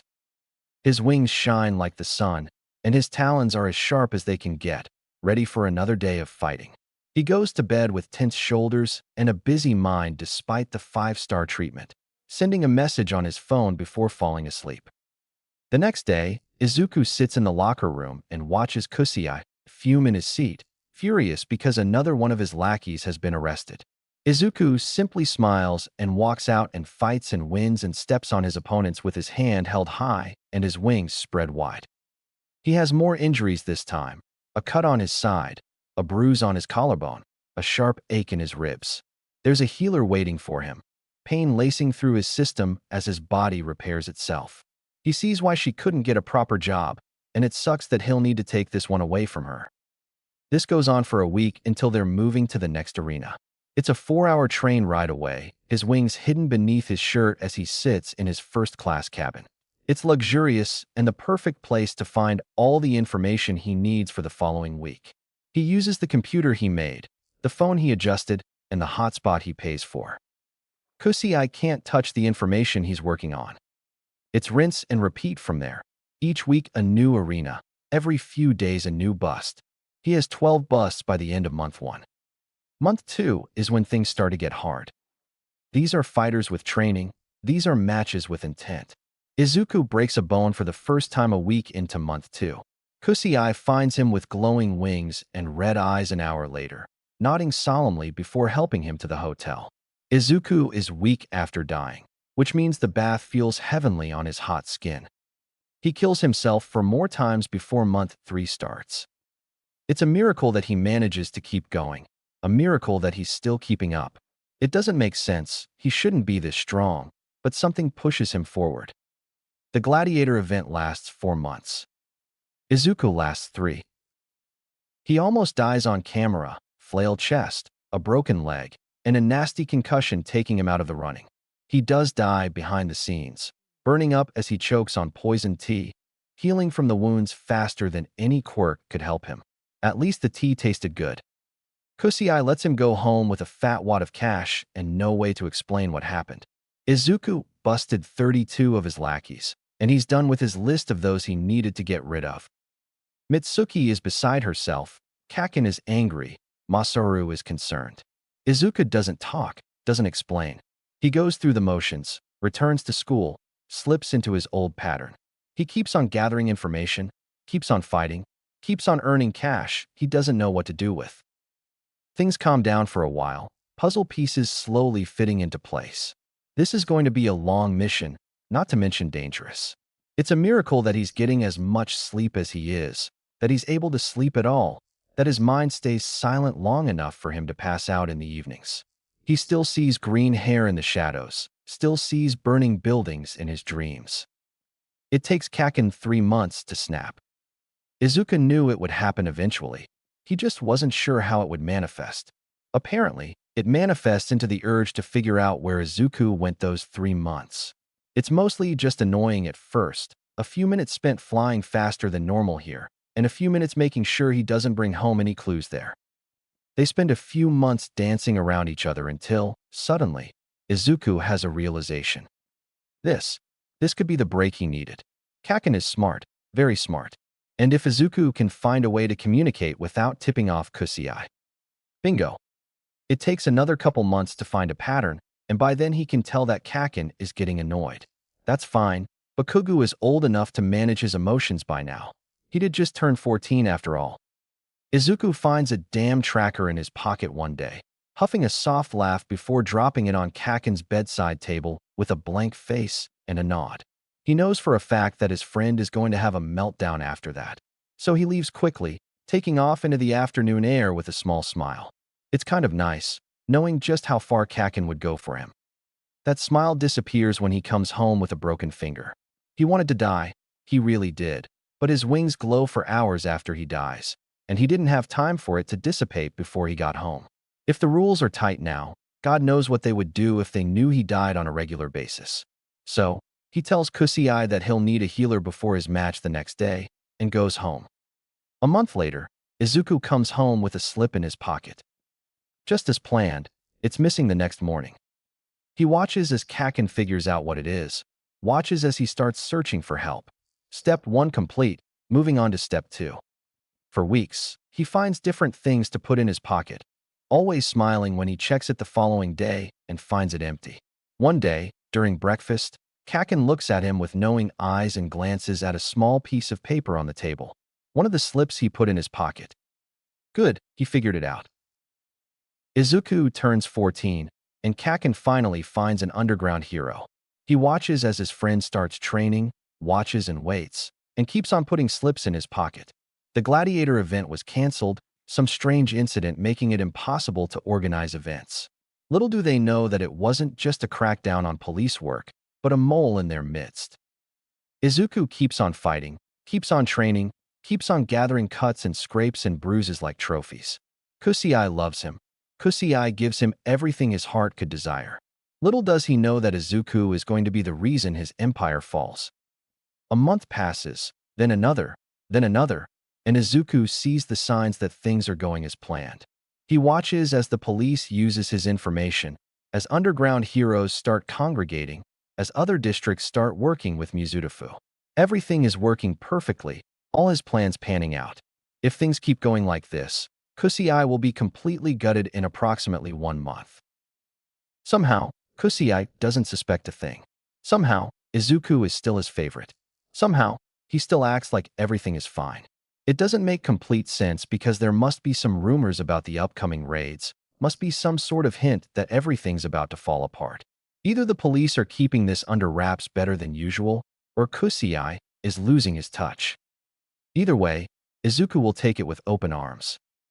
December comes around the corner with little fanfare, seeing as the Bakugas don't really celebrate any of the holidays. They might go to a festival or two, but not much else. Izuku looks at Kaken and sees all the progress he's made. He's stronger, faster, lighter on his feet. Izuku isn't sure which of them would win if they fought. The one with years of professional training, or the one who fights like a dirty animal in a ring. It doesn't matter. It's not like they'll ever fight each other. Izuku waits and fights and watches, and then he finally gets a hint. A slip in his pocket that he didn't put there, a date and time written in purple ink. He stares at the paper as he flies to the bar. He thinks about it as he struggles to stay silent through a healing session. He thinks about it as he spreads his wings out wide in the ring. He thinks about it as he peels off his costume in his private locker room. 1 week. He has 1 week to figure out what he's going to do during the raid. He has 1 week to put all his ducks in a row. He has 1 week where he needs to act like everything is fine, even though all he's known for the past 2 years is about to be dismantled in a matter of weeks. This is it. This is the end, This is where he stops. What is he going to do when it's all over? Where will he go? Will he lose this forever? He can't fight with a quirk in martial arts competitions. He can't fight with a quirk at all without very specific permits and permissions. The fact that he has a mutation quirk might disqualify him from fighting in any competition altogether. Unfair advantage and all that. This might be it. This might be the end. He might never get to feel the sensation of fighting ever again. He might be stuck in a bubble for the rest of his life. He might never get to feel alive again. He didn't think about that when all this started. He didn't think about anything that might come after. He won't regret it. He'll never regret it. He may not be a hero, but he'll never be a villain. Villains are no better than heroes, no matter what they preach. Even most vigilantes are just wannabe heroes. There are very few people out there fighting for the right reasons, and he isn't going to be one of them. This is going to suck. Will he go through withdrawal? Will he have to resist the urge to go out and find someone to fight? Or will the urge flow out of his system, leave him dry and dead and back at square one, flying just to hear something other than the static buzzing in his head? Izuku doesn't know, and he won't know until it's all finished. He stares at the purple ink, curled up in the corner of his bed as he struggles to fall asleep. One day, he has one more day to make peace with the end of this era. He sighs, dropping the slip onto his bedside table and turning off the light. His wings curl up around him, head resting on a luxury pillow he bought with his own money. Money he earned from beating up those at their lowest. He huffs, pushing the pillow to the side and curling up under the green blankets. Green. His room is so very green. A soft green, calm like mist. 3 walls are green, and the 4th is a soft tan. Wood desk with a green desk mat, and green keyboard, and green PC, and green. His room is green, and it's not hard to figure out why. The Bakugas are rich, and Mitsuki clocked his attraction to the color almost instantly. She's been filling his room with green ever since. Everything he could desire. It clashes horribly with his wings, but that's fine. He's not looking at his wings every second of the day, after all. Izuku falls asleep in the green, slipping into fiery dreams of blood and ash like every other night. The next morning, he wakes up and goes to school like every other day. Then, he sits in his room and wonders what he should do next. It's one of his days off, which is an interesting coincidence, though it might not be a coincidence at all as far as he knows. He watches as the clock ticks down, as time flies past. The raid will take place minutes after the final match, 10 p.m., well into the evening. Izuku waits and waits and waits, and breathes as he wonders which way to turn. Does he pretend like he's never known Kusei or his empire? Does he turn himself in? Does he sit down with Kaken and make a deal? Does he reveal his part in all this? Does he hide his involvement? What does he do? Ding. Izuku jolts, looking down at his phone with furrowed eyebrows. Who could be texting him at this time? Kaken is right next door. He would just yell if he wanted to talk. Masaru and Mitsuki are downstairs watching a movie. He doesn't have any friends, and Kusei knows not to text him on his days off. He reaches out slowly, picking up his phone from where he placed it right next to the stupid white slip. It's an unknown number, staring up at him as he hesitates. Eventually, curiosity pushes him forward, fingers swiping a pattern to open the phone and clicking on the notification. Unknown. Hello, young Midoriya. It's a pleasure to finally meet you. What? He jerks when another message pops up, staring at his phone in confusion. Unknown. I must say, I am rather impressed that you managed to complete your goal without getting caught. It is fascinating how far you've gotten on your own. Not to mention the fact that you haven't had any training in this area. I believe you may be in a bit of a bind now, though, if my calculations are correct. I would like to offer you a way out of your little predicament. If you're interested, ask for Eraserhead and Detective Tsukachi at the Mizuta-fu Police Precinct. Tell them that the White Lotus sent you. I promise it will be worth your while. Izuku stares at the messages, trying to figure out what on earth they could mean. Eraserhead. He's heard that name before. He's pretty much the #1 underground hero in all of Japan, though not in any official standing. Eraserhead is probably one of the few heroes Izuku could bring himself to approve of, so it's a good sign that this person is probably safe if they think Eraserhead will work with them. It's obvious that whoever it is won't be replying to anything he sends, so he just puts his phone down and thinks. The White Lotus. He's never run into that before. Sure, it's a popular concept, but not one he's ever heard of in real life. Should he risk it? Does he have a choice? They obviously know who he is and what he's done, and quite a bit more than anyone should know. So they must be either very smart or very powerful. Maybe both. Either way, they likely know where he lives, so there's not much keeping them from just sicking the police on him. It would be nice to get some more information, but really, what choice does he have? Izuku sighs, placing his phone on his bedside table and lying down. Either way, he's not going to do anything tonight. He'll wait until tomorrow to make a decision. He falls asleep like that, wings stretched out as he curls up in the sheets. 14 miles away, Aizawa Shota feels a shiver run down his spine, fingers brushing against the teacher's license in his pocket. Chapter 4. The End of the Beginning. It's late in the evening when Tsukachi and Aizawa finally step into their heated station, sun long since set, and moon high in the sky as they remove their winter jackets with a sigh.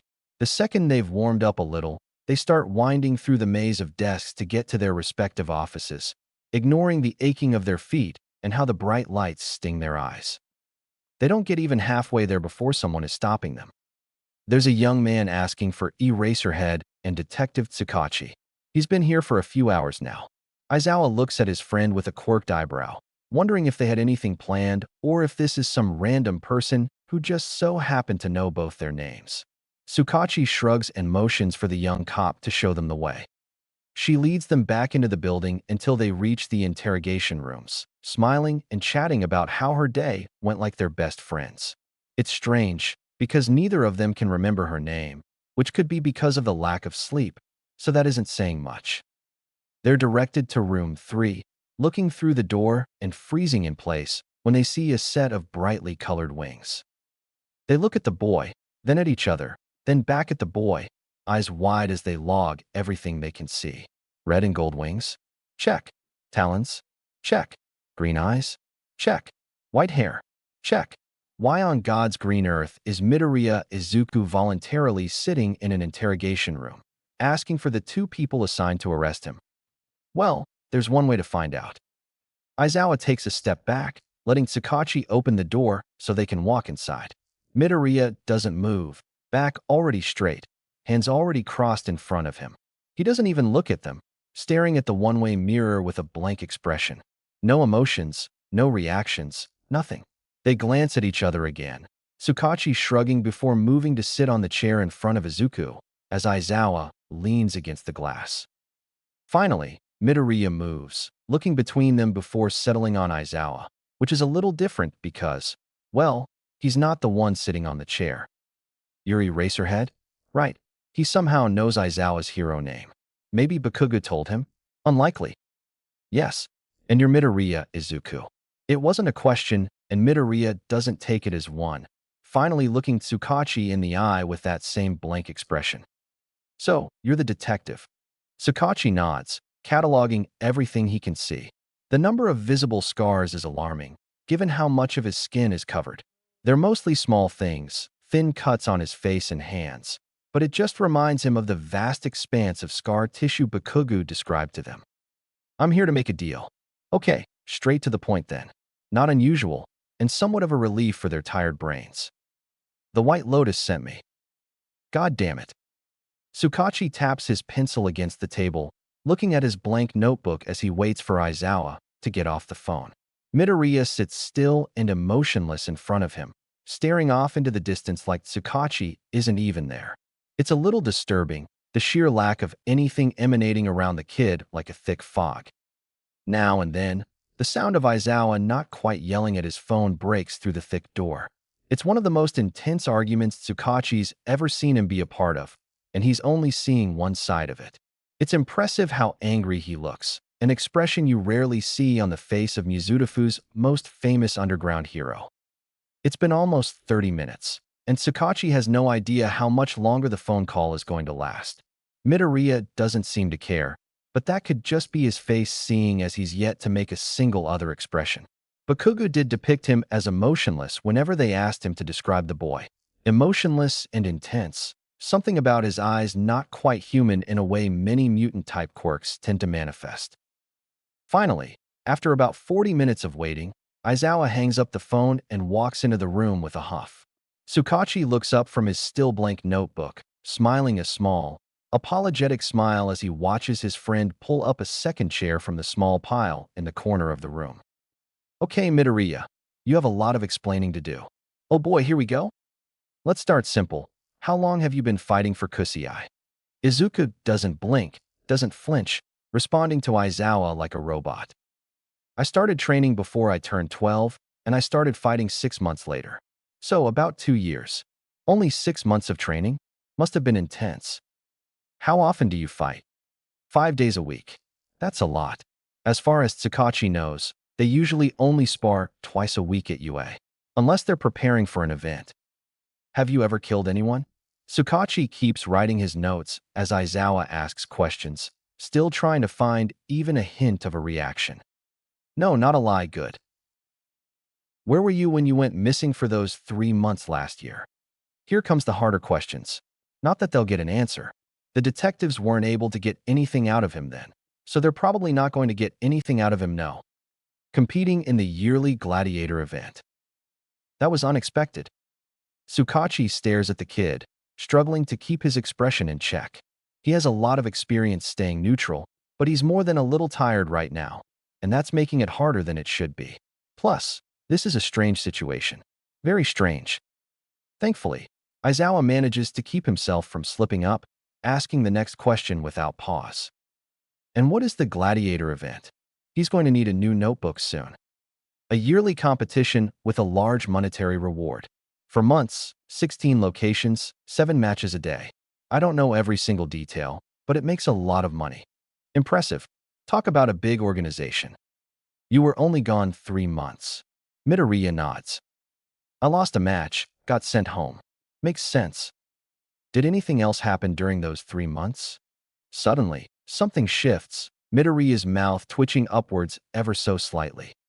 I got 32 of his men arrested. What? Hold on, where is this coming from? They must both fail to hide their confusion, because Midoriya sighs and starts to explain without prompting. I'm no hero, but I'm not a villain. I fought because it felt good, not because I supported Kusei or his work. I just didn't know everything he did when I started.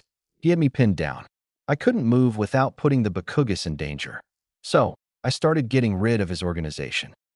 I'm sure you've been wondering where Katsuki, gets his information. I put slips into my pocket with clues, he figured out the rest, and brought it to you guys. Or, at least, I'm assuming it was you. I've been planning this for a while now, but I couldn't figure out what to do afterwards. This White Lotus person said you could give me a deal, so I came here. Aizawa looks at him, silently asking if Midoriya told the truth. Tsukachi nods and jots down a few more notes before looking back at the kid. The kid who has returned to looking as neutral as one can possibly look.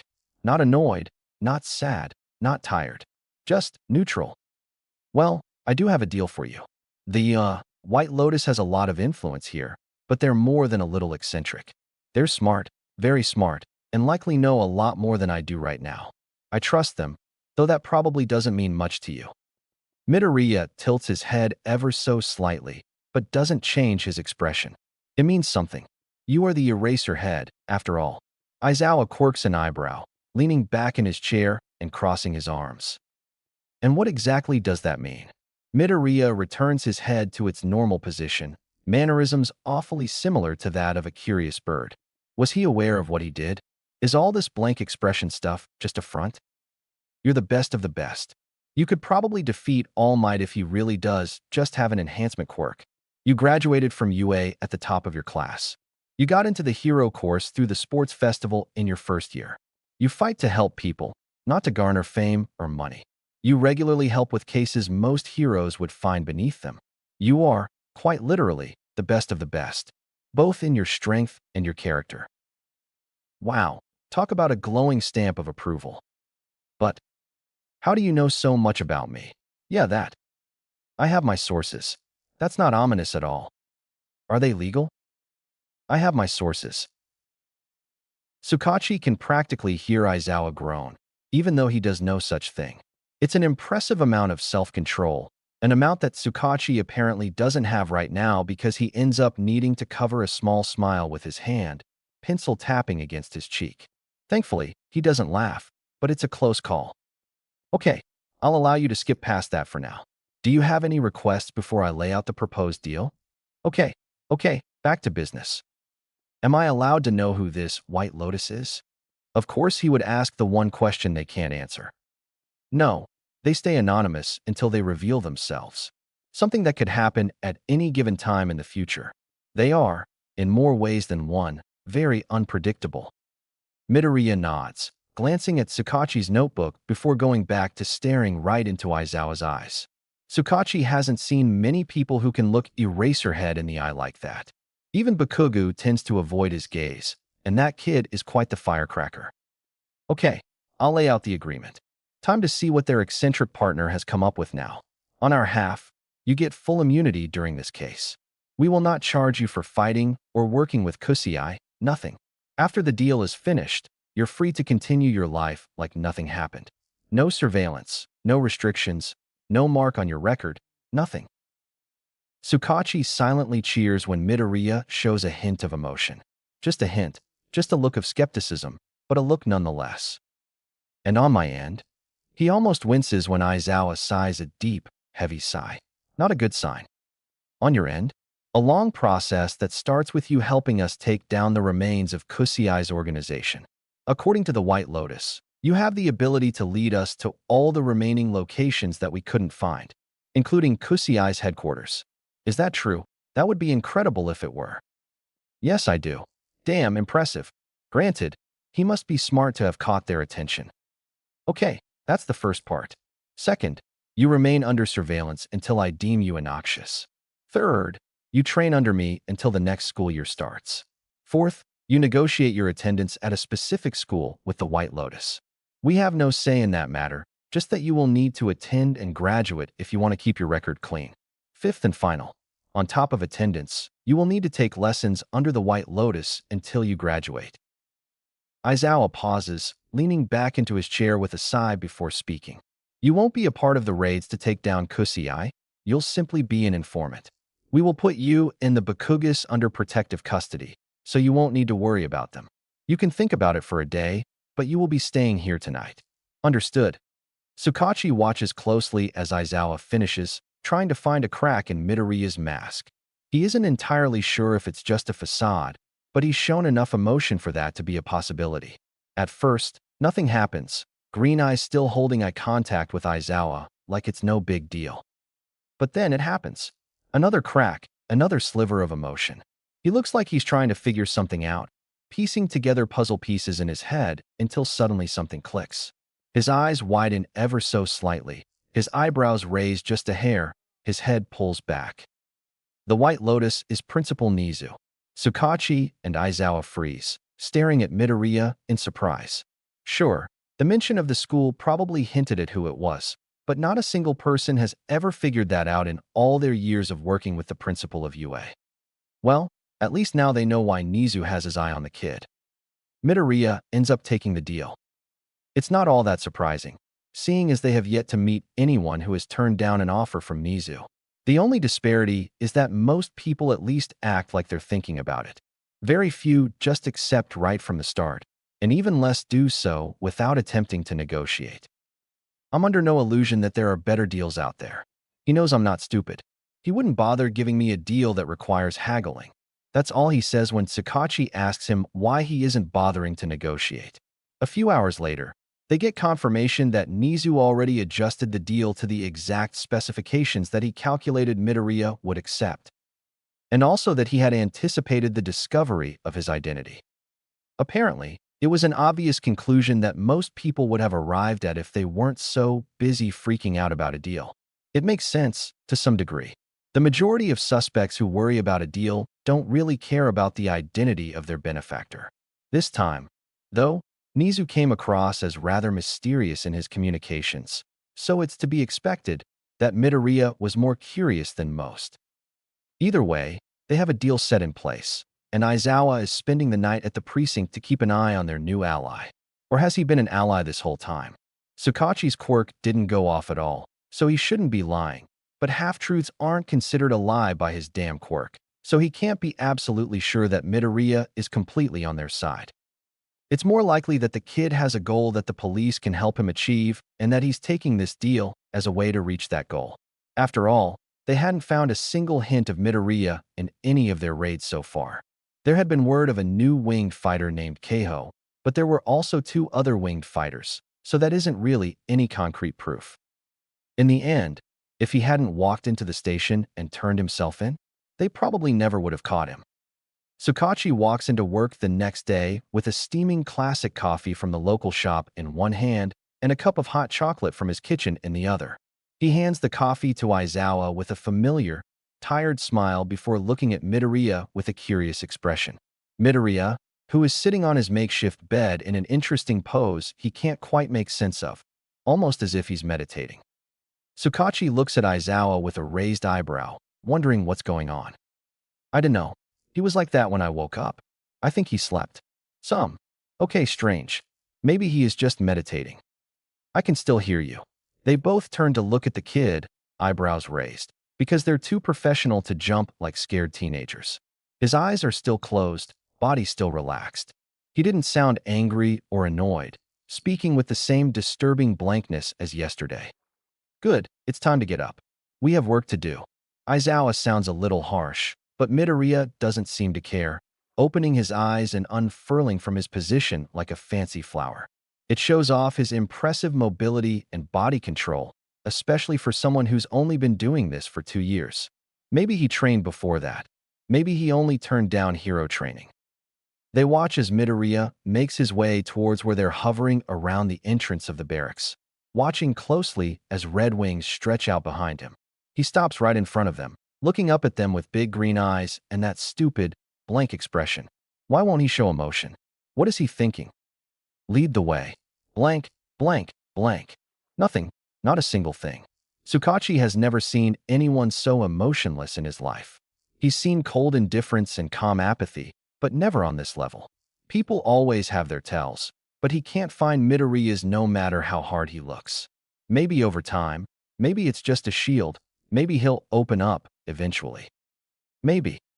They all walk to the conference room, where a digital map is set up on the table. A map full of every single place they know about. It's a locked conference room, and only a sparse few people have access. Aizawa uses his key and steps inside, holding the door open for them to follow after him. Tsukachi watches as Midoriya looks at the table, eyes shifting back and forth as he takes it all in. That's a decent number. Where's the rest? They both pause at that, looking at each other in confusion. When they look back, Midoriya is staring at them with, well, nothing. As per usual, Aizawa recovers first, glancing at the table before speaking. What do you mean? Just like the night before, Midoriya's expression stays the same, but his head tilts to the side like a curious animal. He must not know that he's doing it. At least that's one tell Tsukachi can rely on. The rest of your targets? You have, 40 locations? Tsukachi stays quiet, his chest slowly filling with apprehension. 43. Right, 43. He has 73 storefronts and 17 warehouses, plus the headquarters, which is made up of 3 separate buildings. Oh, and the 2 stadiums he bought 4 years ago. Great. Just what they needed. And you know all this how? Tsukachi can tell that Aizawa is trying very hard not to sound angry, but it doesn't really work. Midoriya's head returns to center, eyes flickering towards the doorway. It's strange, most people who want an escape route look tense, and he looks just as relaxed as always. Well, not relaxed, blank. That's not part of our deal. And there goes the hope of him being fully cooperative. Aizawa sighs a heavy sigh, glaring at the table for a second before finally speaking. Well, let's get started then. Tell us where and what each location is. I'll load them into the system. For the next hour, Izuku lists off 49 separate locations and what exactly Kusei is doing there. It's a lot. Apparently, they missed 2 whole categories of crimes. Counterfeiting being the least concerning, and godforsaken human trafficking being the most. Human trafficking? How the hell didn't they see this? More than half of the fighters in Kusiai's rings are fucking victims. Kidnapped victims. No wonder Midoriya wanted out. They go over each location, learning things from a child who shouldn't know even a fraction of what he does. Even after accounting for the fact that he worked directly under Kusiai, how does he know so much about each individual location? Did he actively go to each one? That would be ridiculous, right? This one has a worker there, Yoko. She couldn't get a job because of her quirk. Kusiai offered her one and threatened her parents in the same sentence. Get her parents into protective custody, and she'll help you find every single person who dropped off their cargo in the last 2 years. Or maybe he did visit each one. Kusiai has a bad habit of underestimating his own people, but he also has a bad habit of making sure they have no other choice but to follow him. I was his biggest mistake. There's no one else out there who got as much freedom as I did. I had a gold card, which gave me access to everything. He thinks I adore him. He has no idea that I started all of this. That's one big blind spot. I'm 80% sure he has a benefactor, someone who helps him with the bigger details. I found a bunch of discrepancies in his logs, money he shouldn't have, people he shouldn't know. It doesn't make sense without another layer, but if they exist, they're a lot more careful than Kusiai. Not good. They'll need to come back to that later. There's a healer working here. It hurts when she heals you, but there are no other side effects.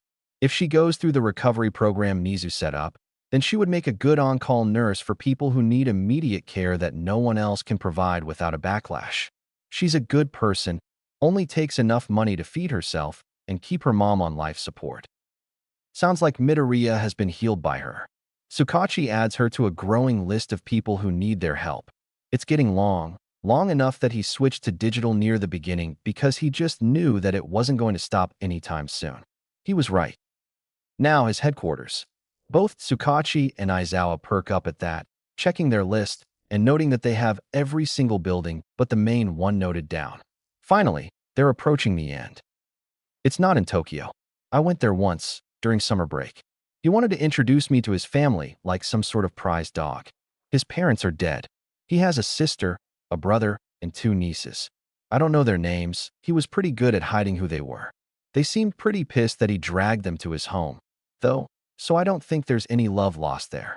They'd probably rat him out if it would do anything. Good to know, good to know. Okay, can I use it? Tsukachi looks up from the map to see Midoriya pointing at the controls for the table. Aizawa shrugs and takes a step back, giving the go-ahead for Midoriya to take over. That's when Tsukachi notices Midoriya's wings, which are ever so slightly puffed up. Is that excitement? Maybe? Either way, good. Another tell. He's drawn back to the present by the surprise of seeing Midoriya use the table without issue. It took him weeks to learn how to use the thing, and Aizawa took days. Man, it's making more and more sense why Nizu wants him as a student as time passes. Okay, it's between Nagoya and Kyoto, right around Inabe, a little to the left, and there. They both lean in to see the location, a small dot on the map in the middle of a forest. Talk about remote. Midoriya looks up at him, nodding and taking a step back so Aizawa can get a closer look. It's more than just remote. It's completely removed from the map. The creation of this hologram from satellite imagery allows them to see a rough outline of some houses and an extensive garden. Impressive how well hidden it is, especially considering the size. He has a lot of workers there, mostly people he trusts or people he has full control over. He loves his niece, Yuko. Spoils her rotten. I think he has at least 10 different cars saved for her. All stolen, of course. And before you ask, Yuko's sister was 3 months old when I saw them. I don't know his relationship with her. Still don't know why he thought it would be a good idea to have me around his family. That is a strange mistake on Kusiai's part. He must be at least a little smart, considering how massive his organization grew to be. So why does he make so many little mistakes? How is he still going strong when a damn teenager was able to take down his entire empire in less than 2 years? A question for a different time. Right now, they need to start planning. Aizawa and Tsukachi congregate in the corner and start discussing options, but they aren't even a few minutes in before Midoriya is cutting in with critiques and suggestions. They're actually fairly insightful, so they decide to include him in everything they can. It's obvious that he has more knowledge about the situation than both of them. Somehow, so they might as well take advantage of his willingness to cooperate. They spend another 2 hours planning and taking notes, locked in on their work until they're all brought back to Earth when the door opens. Tsukachi smiles when he sees their chief, Tsurigami Kenji. He looks just as tired as they do, suit a tad bit ruffled in areas that suggest extensive walking. He's probably been going around and checking on each division. Poor man. And who do we have here? Right, Midoriya. They didn't really tell him much about Bakugo and his theories because they were just that, theories. That means he has no background in this situation. This'll be tricky. He's here on a deal from the White Lotus. Midoriya Izuku. Chief Tsurigami. Chief Midoriya Izuku. A second of silence stretches through the room before Midoriya moves, bowing with his wings spreading out ever so slightly. It's a pleasure to make your acquaintance, sir. Chief looks at Midoriya with a sharp gaze, probably looking for any hints as to who he is or what he's thinking. Midoriya just stands up straight and stares back with that same old blank stare. Chief looks a little put off, but probably only because he can't find anything despite years of experience. I return the sentiment. I likely missed a message about your involvement. I'll check my emails as soon as I'm finished here. Midoriya doesn't move, standing stock still with relaxed shoulders. Tsukachi looks closer and notices that the feathers on his wings are perfectly flat, thin and shiny compared to the slight volume they had before. Maybe anxiety, tension, maybe just the normal position? He adds it to his notes even as Tsurigami scans the room as though looking for danger. Do you have everything handled? Aizawa is the one to speak this time, stepping forwards without hesitation. We have 50 more locations to canvass, including Kusiai's headquarters. We'll need to bring in more heroes and a few other districts. Midoriya keeps watching as they talk, not cutting in even once. Aizawa spends quite a while showing all their new info to Tsurigami and explaining what they have planned so far. Tsurigami listens closely, asking questions here and there as they go. It's a lot of information, too much to fit into his fast schedule. Aizawa summarizes as well as he can, cutting out smaller details and skipping past unnecessary notes. It still takes them half an hour to catch him up. Very good. Thank you, Midoriya, for your contribution. I'll get the process started. Continue the good work. I'll schedule a meeting to further discuss future plans. Aizawa nods. Thank you, sir. And that's that. Tsurigami leaves, and they start back up where they stopped. Midoriya contributes a little less, slightly more withdrawn.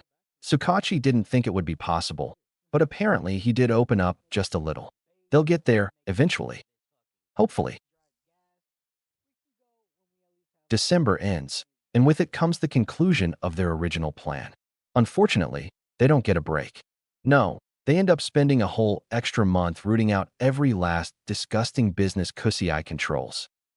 Midoriya stays under house arrest as they work, something that was tricky to explain to the Bakugas. They ended up calling it protective custody and stating that the case was confidential, which wasn't entirely a lie.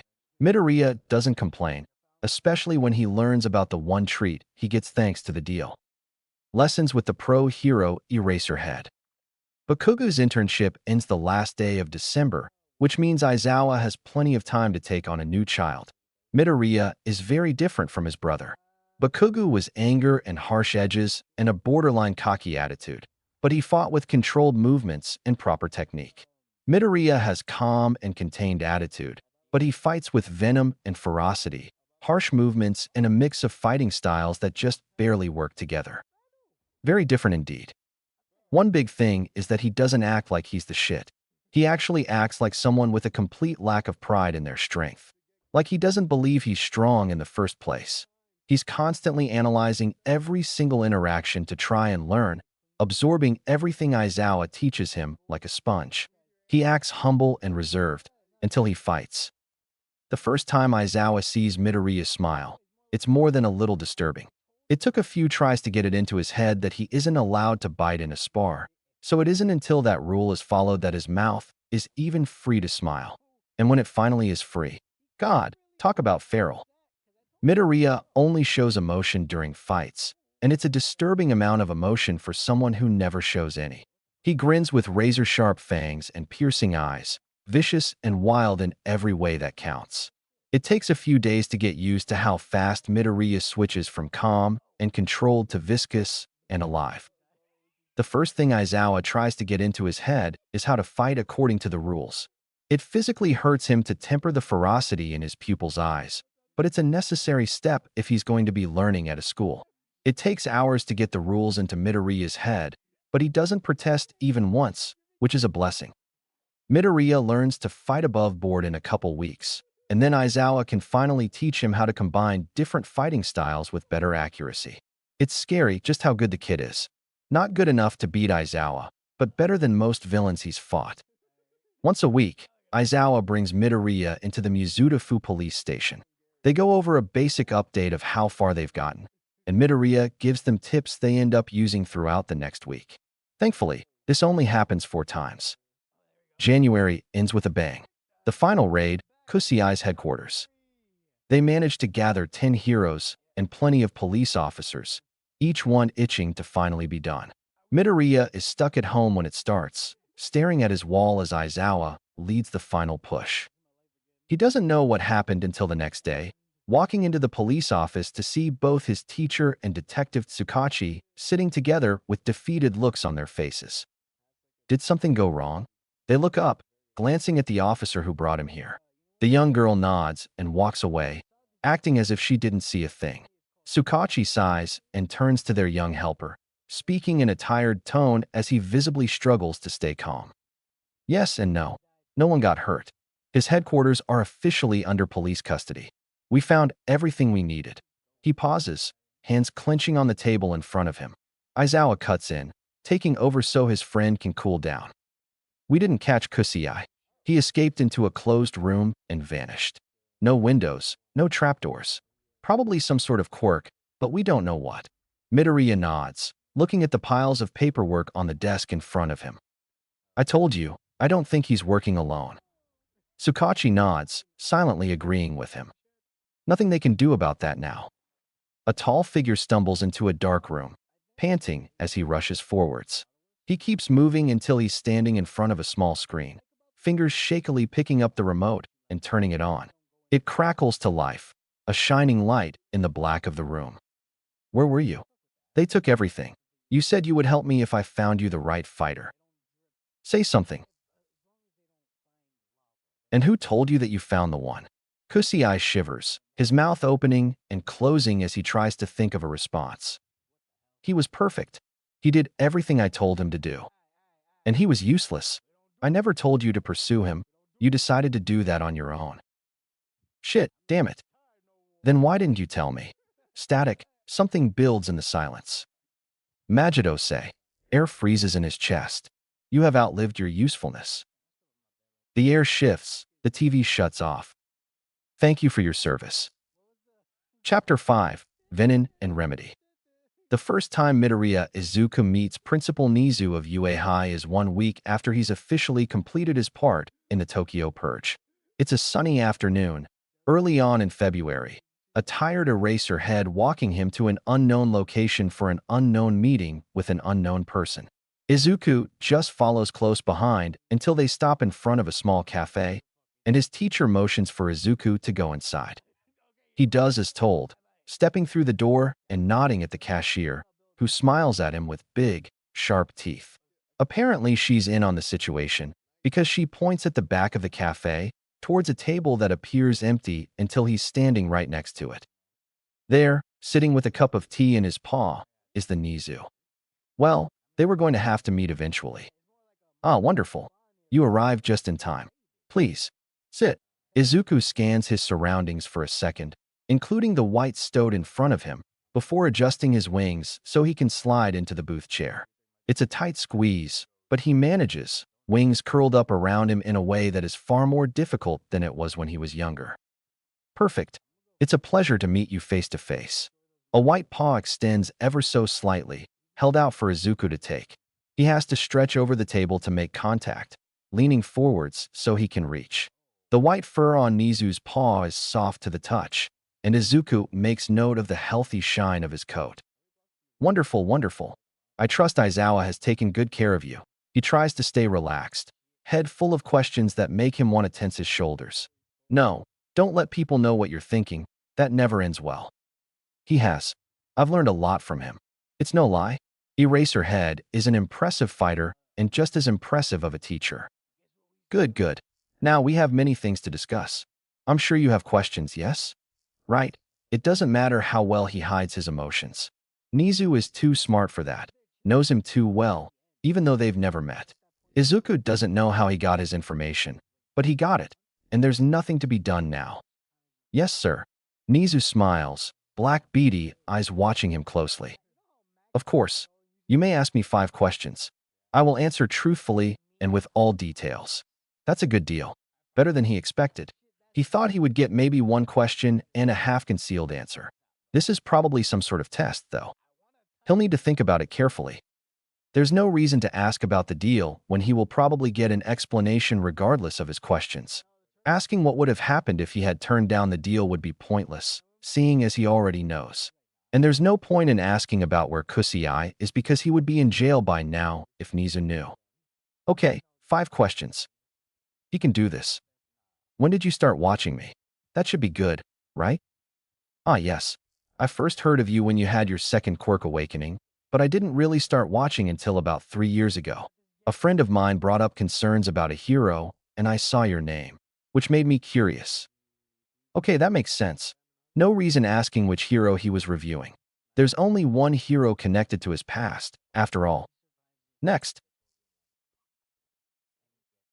How did you know I would be able to help the police take down Kusei?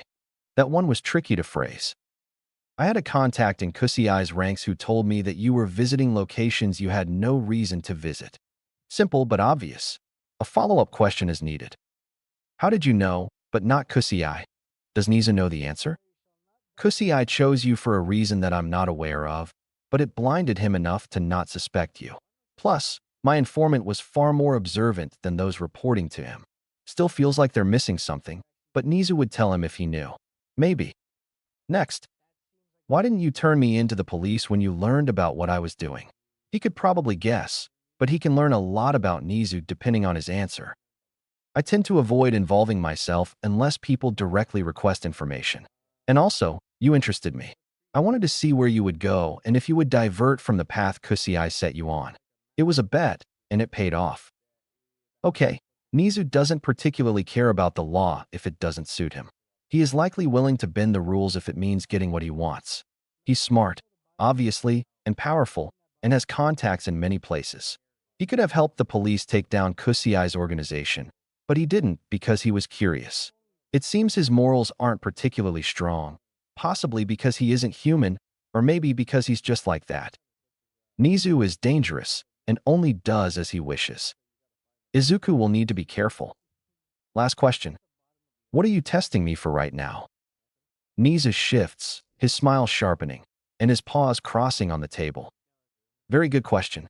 I want to see if you are able to filter out unnecessary information, how fast your reaction timing is, what you can come up with on short notice, and if you are able to focus on the correct topics. And also, of course, if you were able to notice my motive. You have passed my test. Good job. Izuku doesn't smile, doesn't show his reaction, but something in his chest settles at the knowledge that he didn't mess up before things even got started. Nizu's smile softens a little, his hands retreating under the table. Now, how about we discuss the terms of our agreement? Izuku feels anticipation bubble up inside him, but dampens it down and puts a lid on it before responding. That would be appreciated. Nizu nods, reaching to the side and pulling something out of the bag by his side. Very good. This is a simple contract for your enrollment. You don't need to sign it now, and I am open to negotiations. Izuku takes the small pile of papers, scanning the first page before looking up with a frown. This says hero course. I'm not interested in becoming a hero. That earns him a look that he can't quite read. God, he hates trying to dissect expressions. I am aware of that, but I have a feeling you would still benefit from choosing the hero course even if you don't pursue heroics as a career. Unlikely. I highly doubt that. I can focus on my studies if I take a different course, preparing me for whatever I choose to do next.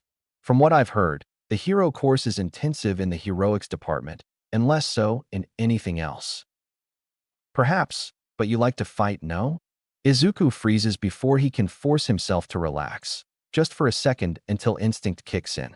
It's enough to change Nizu's expression though. Yes, but I can continue to spar with Eraserhead, no? He likes what they have going right now. I'm afraid Eraserhead isn't available to tutor during the school year. He will be busy coaching his students, who could include you. Damn it. And there's no other heroes who would be available? Please, Bend, please don't force him into this. Unfortunately, no. Nizu's expression doesn't match the words. Much too happy. I can live without fighting. I don't want to be a hero. There's silence for a minute, but Izuku is under no illusion that Nizu doesn't know what to say. He's simply waiting for Izuku to crack, but he won't. He's not interested in being surrounded by hero wannabes who ignore the flaws in society like good little child soldiers. Finally, Nizu speaks, words smooth and silky and deceptive. How about a bet? No, someone like Nizu doesn't lose bets. But it's probably his only option. Continue. Wide smile, sharp eyes, perfect fur. Nizu knows how to be intimidating without a single hint of hostility. It's simple. If you win first place in the hero course exam, you join the hero course. If you get anything below that, you may choose the class of your preference. If you refuse, you join the hero course. If you fail on purpose, you join the hero course. I will be watching closely. Damn it, that's actually a pretty good deal. He may be strong, but there's probably plenty of other people who've had extensive training taking the exam. Besides, it's not like he has a choice. I accept. Nizu smiles even wider, holding out a paw to shake his hand once more. Wonderful. Now, let us talk about the rest of your arrangement. For the next 2 hours, Nizu goes through every last detail of the deal. They talk about Izuku's attendance, how much freedom he has outside of class, about his personal lessons with Nizu, which days he has tutoring after class, and which days he has alternative assignments. Nizu tells him about the different things he could do in each course and what each teacher can help him with if he wants more work. They talk about every single detail he might need to know, and then he's sent home with a pile of papers as a tired Eraserhead guides the way. That night, Izuku scans the contract over and over until each word is seared into his memory. It's comprehensive and airtight. There's nothing he could manipulate, nothing he could interpret differently from what it states. He won't be able to get out of this, no matter how badly he wants to. His only hope is that Bakugo may beat him in the entrance exam. And God does he hope. Exam day approaches fast, each day flashing by as he studies and spars and exercises. There's not much else to do, not much else he's allowed to do. He misses flying, misses spending hours in the sky, misses the feeling of wind hitting his skin. Sparing is nice, but it doesn't replace the pleasant silence and beautiful view he can't help but crave as he goes through the motions. He's suddenly at home more often than not, unable to leave whenever he wants. That means interacting more with the Bakugas, which means walking through the house with forcefully relaxed shoulders and wings that ache from lack of use. Mitsuki is nice about it, doesn't push or prod or do anything that could make him uncomfortable. Unfortunately, Kaken does not agree with her approach. No, Kaken is completely obsessed with getting some sort of explanation out of him, which is not something he wants to give. What is he supposed to say? That he enjoys beating people up? That he can't help but be drawn to the act of fighting until he drops? None of that would go over well, so there's no point in saying anything. Kaken, once again, doesn't agree. No, he keeps trying to corner Izuku, keeps trying to get a reaction using insults and questions and accusations. It isn't anything he hasn't heard before from opponents, so none of it works. Kaken knows what's too far and seems to know not to approach that bar with a 10-foot pole, which is good, because Izuku doesn't know what he would do if Kaken pushed him over the edge.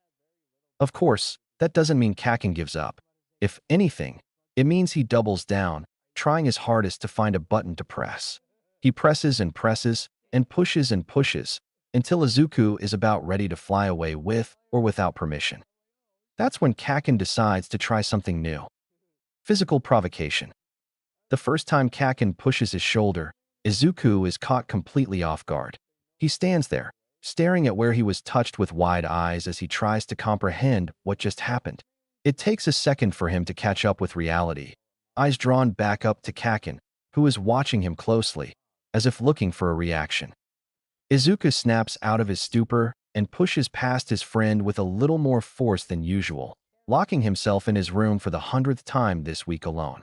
Sitting in the green has become his only solace in these annoying times, sometimes playing a Steam game on the overly expensive PC Mitsuki bought him.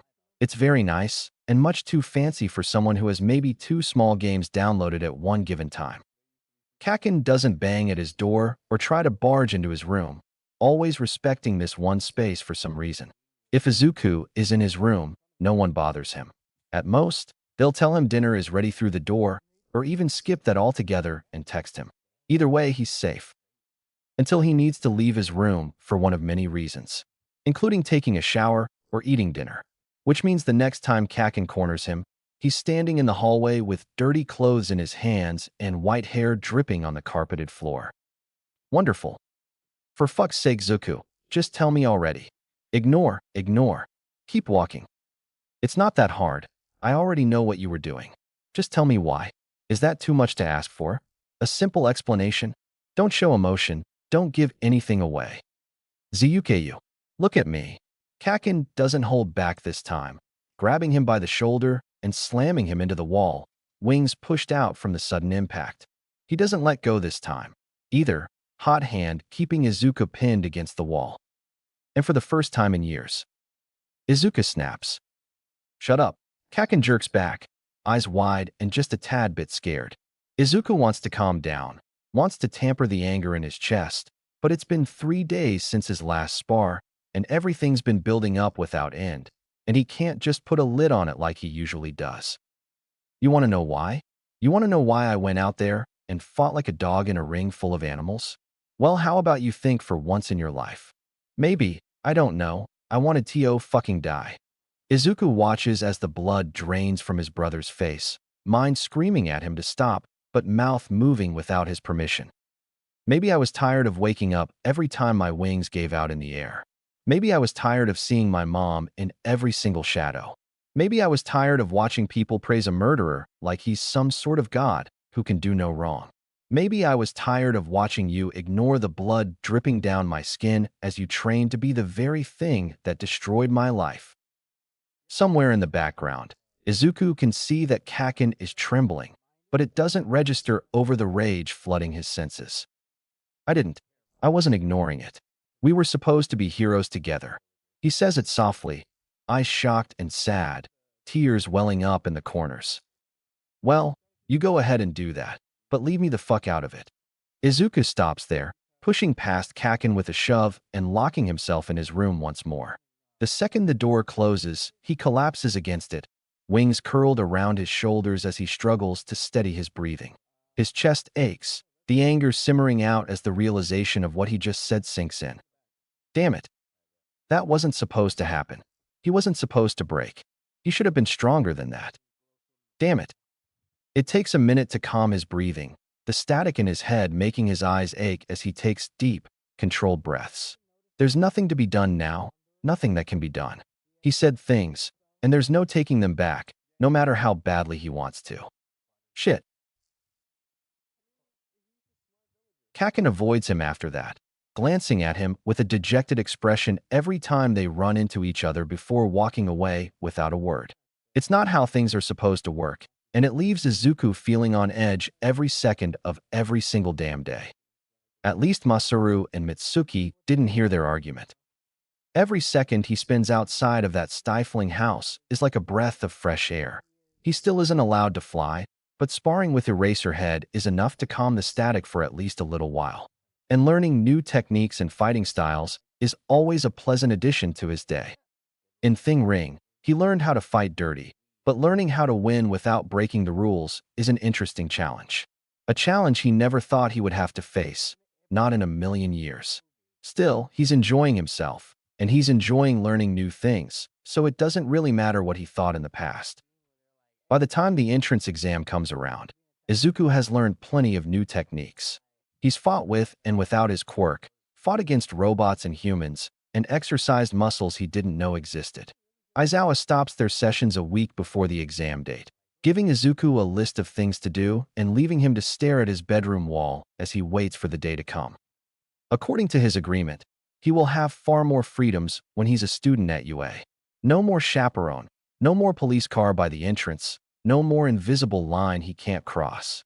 He'll be able to go where he pleases during the day, as long as he wears some stupid, high-tech bracelet that Nizu made. It's a reasonable compromise to him. And hey, he can fly wherever he wants on school grounds. And fight. Apparently, he can spar with other students if they agree to train with him. It requires a teacher willing to supervise, but according to his research, it's a normal enough thing to the point that there are often a few different teachers available at any given time. He'll just need to find a student willing to train with him, and he'll be good to go. How he'll find said student? He has no idea, but he'll cross that bridge when he comes to it. For now, he needs to focus on getting through this exam. If he slacks off, Nizu will definitely notice, but that doesn't mean he needs to push himself past his limits. It simply means that Nizu knows his capabilities and probably already knows approximately what his score will be. Thankfully, Nizu doesn't have the ability to know everything about every single examen, so that means there's a chance someone with a more suitable quirk will come along and blow the exam out of the park. And Izuku has reason to believe Kaken will be one of those people. UA is the hero school, which means all kinds of people will be taking the exam. People with strong quirks, people who have been training for this their whole lives. Izuku is a decent fighter, but he's no hero. If the exam ends up being a rescue scenario or anything he hasn't practiced, then there's a definite chance that someone in the crowd will have a higher aptitude than him. Izuku wakes up the day of the exam with that thought sitting comfortably in the front of his mind. Kaken's attendance alone might be enough to win this bet, and there's probably plenty more examens just like him. Maybe not with a quirk quite as strong, but with plenty of training in all sorts of heroic professions. It's fine, he should be fine. Kaken is halfway finished with his food by the time Izuku finally comes down for breakfast, scoffing down a plate of rice and grilled fish like there's no tomorrow. Izuku doesn't react, sitting down with his own plate on the sole stool they bought just for him. Breakfast is good, simple, normal. He eats slowly, glancing at the time once before relaxing and chewing in peace. He has plenty of time to prepare, almost an hour. Of course, Kaken is already dressed and ready, just as ahead of schedule as he usually is. He's always been like that, going to bed early, waking up early in the morning, leaving for class early. He's always ahead of schedule, always ready before everyone else. It's a habit he picked up from his mother, though he often takes it even further than she does. Izuku isn't even halfway through his meal when Kaken finishes eating. He watches as his friend picks up his plate and takes it to the kitchen without glancing in his direction, acting like Izuku doesn't even exist. That's fine, he'll get over it eventually. Maybe. Izuku ignores it, keeping his shoulders relaxed and finishing his own food before making his way upstairs to get dressed and try to tame his curly mop of hair. The getting dressed part isn't too difficult. Years of practice dealing with the tedious nature of pulling a shirt over his wings making it a painless ordeal. Taming his hair? A little less painless. Literally this time. He combs it out and pushes it down and tries his best to make it cooperate. But nothing quite works, so he leaves the bathroom with possibly even more volume than he entered with. Whatever, it's not like anyone cares what his hair looks like. They're all focused on his overly shiny wings. By the time Izuku makes it downstairs with his old yellow backpack and uncomfortable middle school uniform, Kaken is already standing by the front door, waiting for him. They stand next to each other for a minute, staring at the door until Mitsuki comes around the corner with her keys. "You ready, boys? Let's get moving." She's full of energy, all sharp smiles and spiky hair. She's like a happier version of Kaken most days, always smiling and joking and ruffling their hair. They both follow after her as she walks to the car, not looking at each other as they move. The drive to UA is quiet, the static in his head buzzing until he wants to tear out his hair just to get rid of it. The drive is also, thankfully, very short, so he's out of the cramped car before he actually reaches his breaking point. All his hair is intact as he steps onto the cement driveway and stares at the school entrance. The car drives away, and he stares. Kaken walks ahead of him, and he stares. A few people pass him, and he stares. It takes far longer than he would have liked to build up the courage to move, and by then there's a small crowd making its way towards the building. UA is massive, and Izuku really doesn't want to be here. He doesn't shake his head, because that would showcase his hesitance, so he just takes a deep breath and keeps on walking. One issue with that. If he doesn't have to, Izuku Midoriya doesn't walk. He flies. And when he does walk, it's on smooth pavement or flat concrete, not uneven brick. He's not even halfway to the building when his foot catches on the edge of one of said bricks, making him stumble and just barely manage to flap his wings before he falls flat on his face. Which creates another issue, because instead of a gentle push, he shoots up into the air and hovers there without his wings moving in the slightest. For the first time in quite a long time, Izuku yelps, flailing around in the air as he tries to figure out what just happened. Oh my goodness. I am so sorry. Izuku manages to maneuver himself so he's able to look down, staring at a young woman who's looking up at him with panic in her eyes. Her hands wave in the air like she isn't sure what to do. The feeling is mutual. Okay. My quirk turns off gravity for whatever I touch. Maybe I count down and you catch yourself with your wings. Okay. Good. She doesn't need to touch him again for this to work. He nods, still recovering from the shock of being shot up into the air like a damn tennis ball. Okay. 3, 2, 1, release. Izuku just barely catches himself, flapping his wings at the last second, feet hitting the floor with a heavy thump. His ankles ache ever so slightly, head buzzing from the roller coaster of positions. I am so sorry. I shouldn't have used my quirk on you without your permission. I'm so sorry. Izuku blinks, staring at the young girl as he tries to stay blank. It's okay. Thank you for trying to help. Okay. Good. That came out without too much emotion. Just keep your shoulders loose. Just stay calm. Of course. I hope you have better luck during the exam. She's all bright and bubbly, and watching her smile and wave like they're best friends kind of makes his eyes hurt. But he waves back because he's not trying to be rude.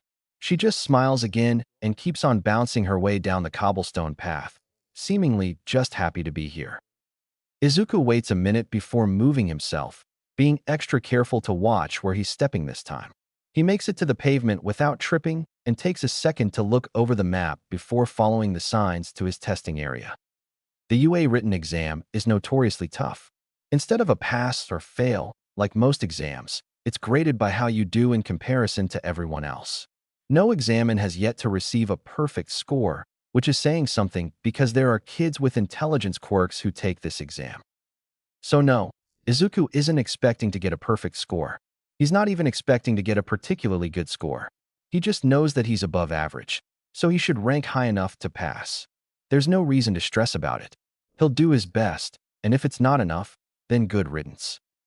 He doesn't see Kakin or the young girl in his testing room, moving to his assigned seat with a raised eyebrow, because of course they would get him a stool. A few people glance at him, but that isn't uncommon thanks to the brightly colored wings. Apparently, they tend to be very distracting. They aren't nearly as interested when the exam starts.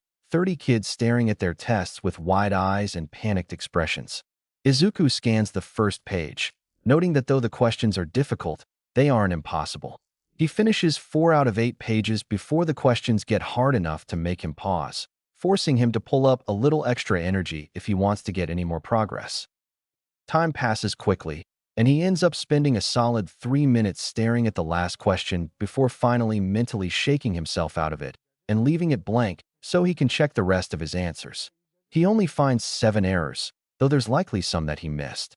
That's fine, he tried his best. And as a final hurrah, he writes something in the last slot just to say that he did.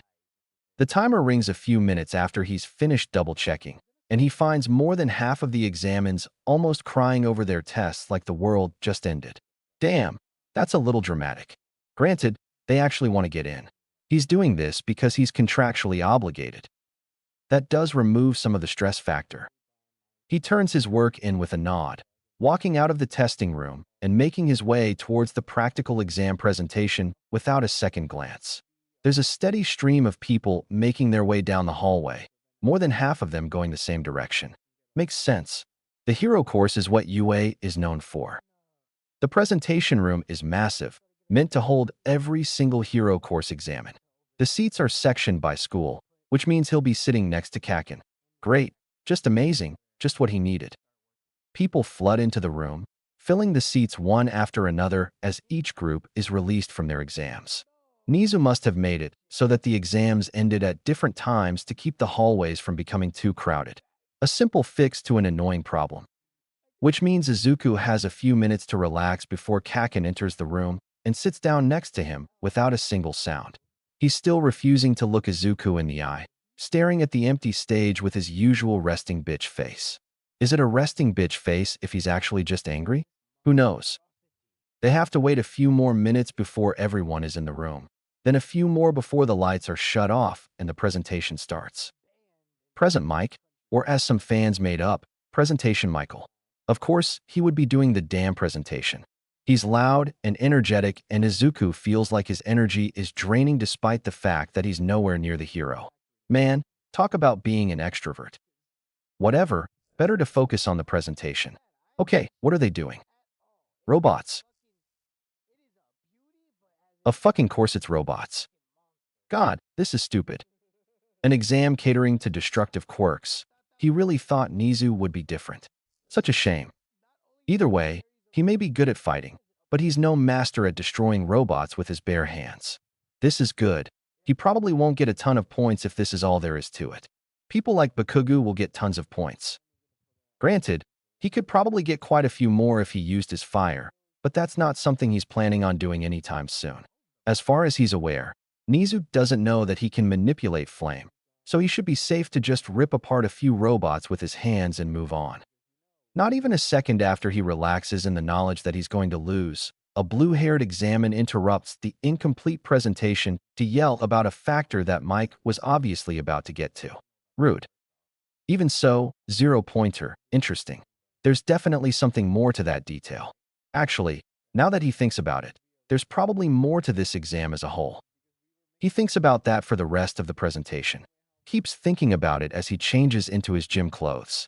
Then, even more as he rides a bus to a giant gate, and then as he looks around the group. He keeps thinking about it until he sees the young girl from before.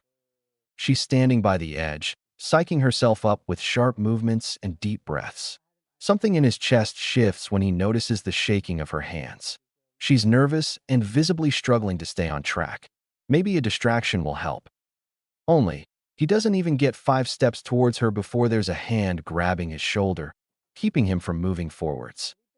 Izuku freezes for less than a second before relaxing, pushing down the urge to twist the arm until it snaps. That's not a thing that's allowed in schools. It breaks more than one rule eraser head drilled into his head. Maybe something a little less extreme? A dislocation? No, he's not allowed to do any fighting outside of spars. Calm down. It feels like forever before he's pushed down the urge to fight, but it's probably been barely a couple seconds. He turns to face his opponent, almost sneering when he sees the blue-haired boy from the presentation. Great, a stuck-up snob. Just what he needed. That girl appears to be trying to focus. What are you doing here? Are you taking the entrance exam to interfere with everyone else? It takes everything in him to stay neutral at that, disbelief welling up inside him at the sheer ridiculousness of that statement. This idiot sounds so sure of himself, like he's stating the obvious. Okay, stay calm, don't snap. How does he respond to that? Does he respond at all? The hand on his shoulder grows tenser the longer he stares at Blue Boy without speaking, until it's finally lowered to the idiot's side. Izuku doesn't look away though, trying to figure out how to respond without giving in to the urge to bite. He's not allowed to bite, even in spars. The silence is thick, and Blue Boy obviously doesn't like it, struggling to keep eye contact as Izuku continues to debate the merits of saying something. Maybe he should just walk away. Okay, start. Or he could just do that. Izuku doesn't hesitate, bolting into the air and rushing into the testing area. He's a little confused when no one else starts with him, but that's fine. He's not allowed to go slower now that he's started. That would lose him the bet. Okay, there are the machines. For the next 5 minutes, Izuku does his best to tear apart each robot he comes across. Soon enough, people start pouring in, people with more combative quirks, rushing past him and stealing his kills. But with those people comes another group. The idiots. Izuku saves 3 people from being crushed before he realizes what's happening. Of course, there would be a separate point system. Of course there would be another way in. They reward people for helping others, something a hero would do. For a second, Izuku wants to just keep doing what he started, but then he notices a camera in the corner and realizes that Nizu is probably fully aware that he figured it out. Damn it. Now he has to take advantage of the system. Anything else would be considered cheating. Hopefully other people notice. Other people will notice, right?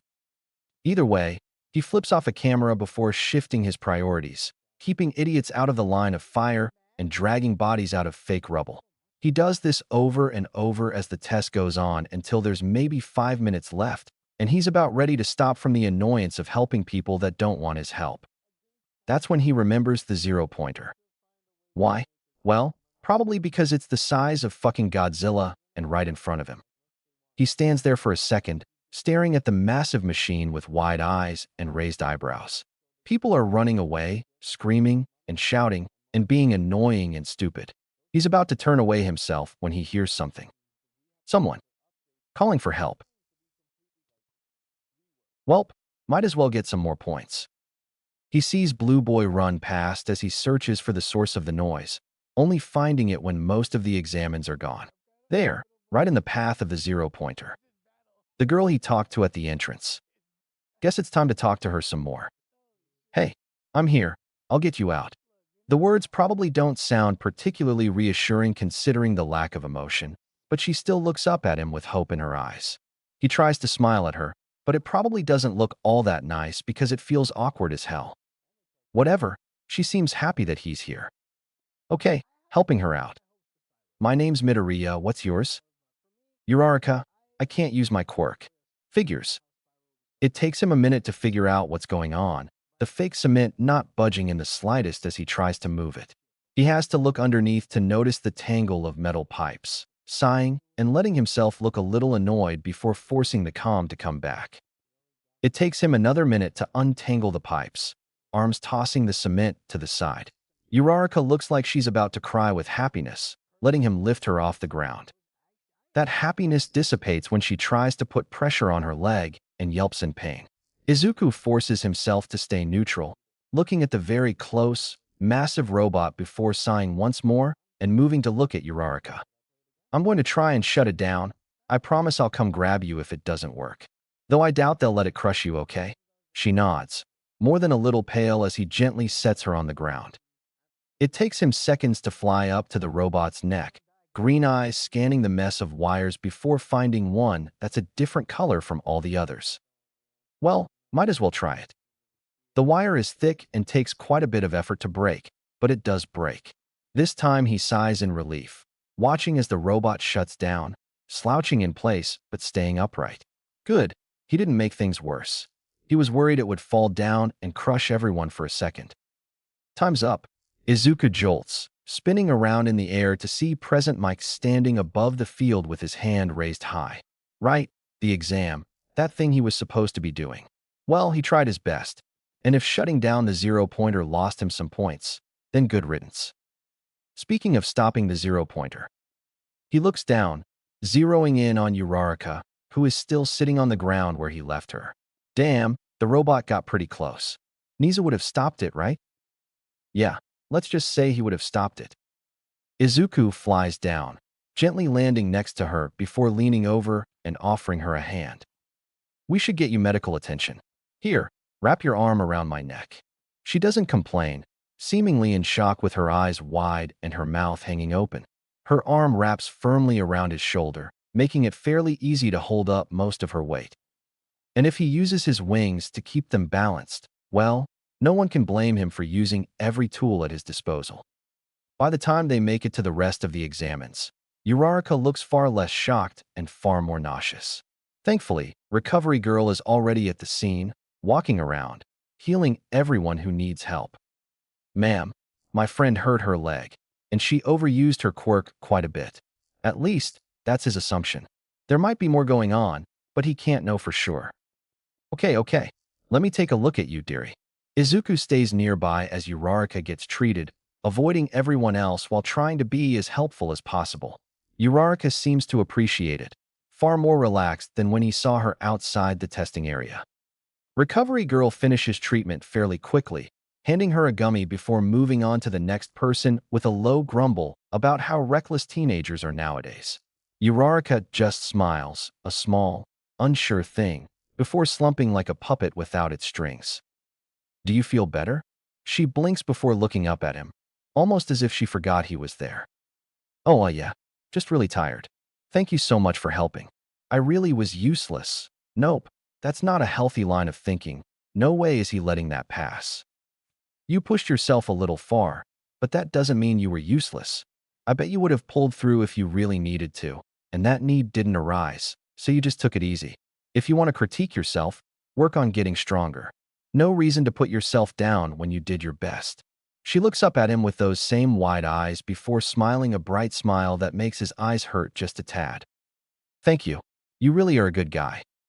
Those words echo in his head as he leaves the exam area. They echo in his head as he rides home with a still silent Kakin sitting next to him. He hears those words for days after, as he texts with his new friend, acquaintance, study partner. Is he a good person? She doesn't know about his past. She doesn't know that he hurt innocent people, that he did so with a smile. He helped her, but him not being a monster doesn't mean he's a good person. No, he isn't a good person. A week and a half later, they get the exam results. Izuku watches Kakin go to open it in his room and watches as he comes out 10 minutes later with a strange look on his face.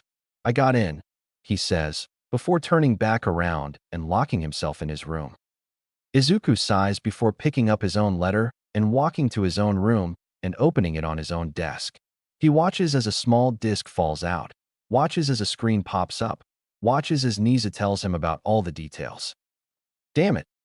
Masaru and Mitsuki flinch at the sudden shout, looking up at the stairs in confusion before shrugging and continuing to eat their dinner. Chapter 6. Friends? How unfortunate. 76 rescue points. The highest scoring examen received 76 rescue points, and Uraraka Achiko has his phone number like it's no big deal. She texts him every other day like it's no big deal. She stares at the exam results with her eyes open wide because he somehow earned almost 100 points for an exam that averages at 61, like it's no big deal. Not for the first time, Uraraka wonders who this kid is. He looks lithe and nimble and dances around danger like a ballerina on a stage, but he's strong enough to rip apart cords the size of Achiko's waist in seconds. His wings are colorful and bright, and his white hair shines in the light, but he shows barely any emotion and talks with the deadest tone she's ever heard. He's a paradox, an enigma, a complex question she can't help but want to explore. And he doesn't seem all that annoyed when she texts him, so there's no reason to stop now. The day after they get the exam results, Midoriya congratulates her for getting 4th place. He's oddly quiet about his own achievement, so she congratulates him for getting in and leaves it at that. His response is oddly dismissive, but that might be how he usually is, so she doesn't read too much into it. The day after that, she finally builds up the courage to ask for his gym routine. For a solid 5 minutes, she's left clutching the edge of her bed as dots appear and disappear on her screen over and over. It's more than a little stressful, especially when the dots disappear for a solid 2 minutes before a picture pops up in the chat. Yay, success! She thanks him profusely and studies the extensive plan over and over until her eyes are burning because she forgot to put in her contacts. It isn't until she finally downloads the image and goes back to the chat that she realizes he sent a message after her response. Whoops! She shakes her head and reaches over to her desk for the backup glasses she tends to leave in the corner but never uses. Of course, they're overly dusty, forcing her to grab the glasses wipes and rub at the lenses with a sigh before she's finally able to put them on and read the message. I can make you a personalized one if you want. I have a lot of free time. She freezes, reading it a second time, and then a third with her mouth wide open in shock. A personalized training plan, with the same quality as the one she just read? How much is he charging? That would be amazing. How much would it cost? Is that too accusatory? Is it rude to assume he's charging her? She's looked up how to get these. They cost a ton. It would make sense that he's charging at least a little, right? But he didn't say anything about money, so there's that. Oh, there's no point in overthinking it. She hits send with a grimace, tensing further each second he doesn't respond. Then, the dots appear again, and she tenses even more until a message finally pops up. No charge. Just join me for training sometime, and we'll be even. No charge and a training buddy. Oh, this is just too good to be true. But Achiko isn't one to look a gift horse in the mouth, so hell yeah. You have a deal. Oh man, this is awesome. At this rate, she'll already have a friend at UA before classes even start. And a training buddy. A really strong training buddy who managed to tear apart 22 points worth of robots with his bare hands. Now that's impressive. Over the next 3 days, Midoriya asks her a myriad of questions about every little part of her life. From her daily schedule to how much weight she can lift in different exercises and how many reps she can do at specific weights, and a bunch of other stuff she never would have thought about on her own. He even asks her what her favorite fruits are, which is a little unexpected. 1 week after it all starts, she gets a package in the mail full of everything he told her to put on her Amazon wishlist. Apparently, she was a little too transparent about her financial status. Whatever, she'll always take free stuff. The protein powder tastes amazing, and it's a struggle to drag the box of weights into her room, but she manages with only one stubbed toe to tell the tale. Her favorite gift is the weighted wrist and ankle bands, making it so she can exercise even while helping her father at work. She wears them as long as she's allowed, falling to sleep with sore muscles and a wide smile. The plan he ends up giving her is so in-depth, so specific, she momentarily wonders if he's been stalking her to find out all that information. Then she remembers that she willingly gave up said information to a literal stranger and promptly ignores how stupid that was. She's not dead yet, and she has a killer routine as a reward for her stupidity, so win-win for her. At the end of week 2, Midoriya finally calls on her to cash in on his payment. Apparently, his sparring partner is busy, and he doesn't want to spar with his only other friend, so he's coming to her with his request. He's very insistent that it's a request, not a demand, but she's more than a little excited to finally see how strong he is, so she agrees without a hint of hesitation. 3 days later, she's walking to the train station with her dad right behind her, asking her all sorts of questions about Midoriya. He's not too thrilled about how little she knows this young boy, but feels slightly less concerned when he learns that Midoriya was accepted into UA. Whatever, she'll take it. They get to the gym about 10 minutes before the meeting time, standing awkwardly outside because the doors won't open. She once again questions who Midoriya is when an older man enters the building by swiping what looks like a hero license. What is this place? Is it for heroes only? If so, why does Midoriya have access to it? Oh, you're early. She doesn't startle, she doesn't. Well, she jerks a little, but she doesn't squeak or anything. There, standing to the side, is Midoriya in a frankly hilarious outfit. The compression wear and gym shorts are normal, but the shirt with exercise shirt written on the front in kanji almost makes her laugh right then and there. Thankfully, she has more self-control than that, and just forces herself to look into his eyes and smile. Hi. Hello. This is my dad.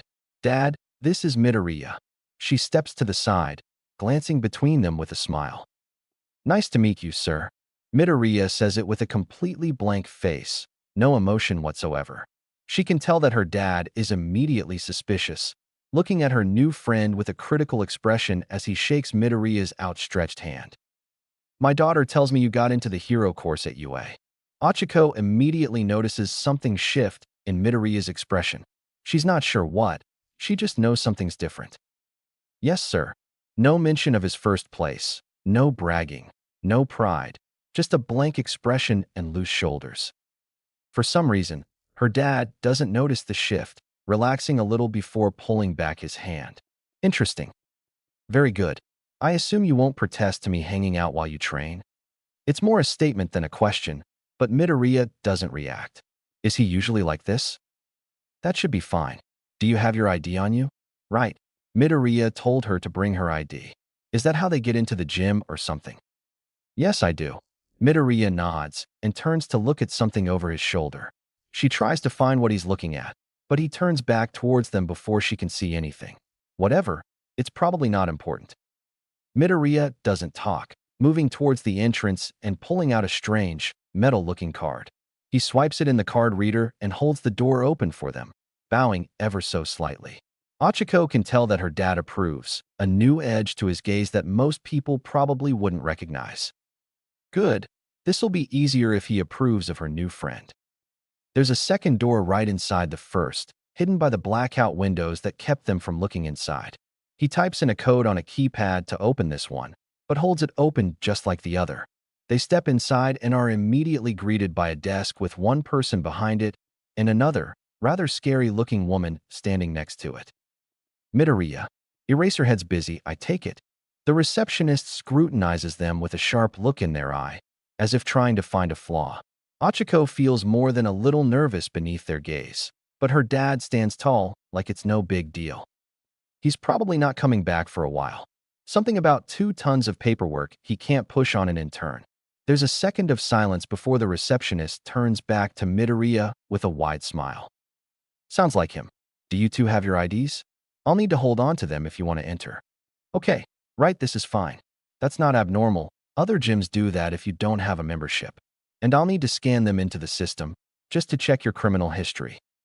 That's a little less normal, but okay. Achiko manages a fairly normal smile and rummages through her small bag to pull out her ID. Her dad only has to pull out his wallet, and she can't help but be jealous of his massive pockets. The receptionist takes their IDs with a smile, putting them on a strange-looking scanner before typing away on their computer.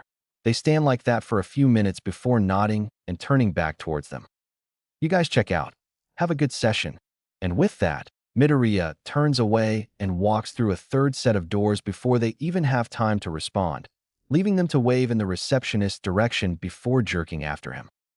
The minute she steps through the doors, Achiko wonders if this is what rich people get to experience on a daily basis. She's been to gyms before, old machines, and sweaty people galore. She's seen all sorts of setups, and none of them compare to this. All the machines are black and shiny. All the people are fit and focused on their workouts. The building is massive and extraordinarily clean.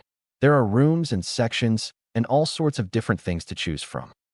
And Midoriya completely ignores it all and leads them to the back of the building with a firm familiarity that makes her follow him without question. They walk and walk until they're stepping into a large room covered from floor to ceiling with firm mats. The minute they're all inside, Midoriya turns around and closes the door like he owns the room. She glances at her dad before looking a little closer at the mats, noticing a somewhat familiar logo on the corner. Hatsum Industries, very interesting. We can exercise in here, and we can spar if you want to. No quirks though, not without hero oversight. Right? Public quirk use is technically illegal. She uses her quirk so much to help her dad with work, she often forgets that her work license only applies to very specific situations. Situations that definitely do not include fighting. Sounds like a plan. That good, Dad. She turns to look at him, smiling in question as she waits for his permission to move on without him. Have at it. I'm not even here. Sweet, this is going to be awesome. She turns back around with a wide smile, 2 thumbs in the air as she hops over to where Midoriya is already stretching. They spend about 5 minutes stretching, then 10 warming up, before Midoriya drops to the floor and starts bodyweight exercises. Over the next hour, Achiko quickly learns why he offered to make her a personalized training plan. She may be fit, but Midoriya is on a whole other level of strong. He does some extremely impressive movements and twists and turns like a flowing river, each exercise absolutely murdering her body. Not even 10 minutes in, she's already modifying the exercises, doing what she can to stay sane while her body screams in protest. When the hour is finally over, she collapses onto the padded floor, panting and wiping sweat off her brow with the towel Midoriya threw her way. Midoriya, who's walking around like he didn't just completely destroy her perception of fitness. He's sweating and panting, but his face is still blank and his wings are completely relaxed. She knows she saw him exercising his wings, so how is he holding them up without issue after all that? Man, talk about intense. She hasn't rested more than 5 minutes before Midoriya is metaphorically dragging her back up to do a cool down. Thankfully, it's a very easy cool down, and she actually feels marginally better after completing it. Her dad is still sitting in the corner of the room, doing something on his phone, completely ignoring the fact that she feels like she's about to die. Want to try sparring? Holy shit, he's still up for that? How is he still up for that? Well, she's no quitter, so here goes nothing. Have at it, though I'll probably be useless. He just nods and walks to the center of the room, settling into a stance and looking far too comfortable while doing so. He's been trained, and by the looks of it, by a professional. She's definitely not going to get even close to winning.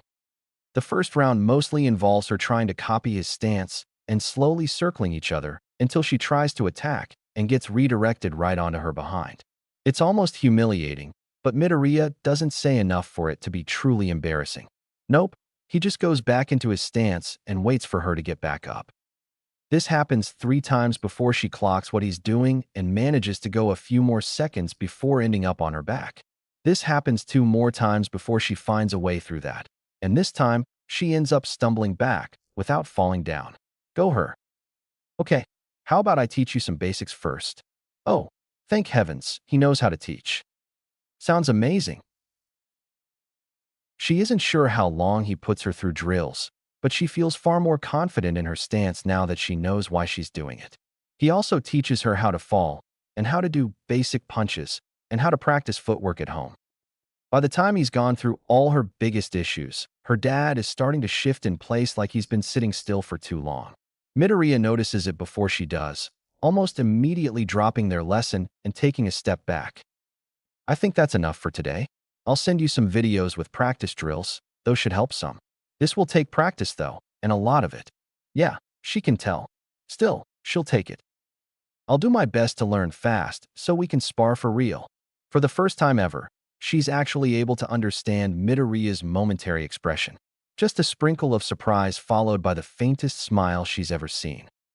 I'll hold you to that.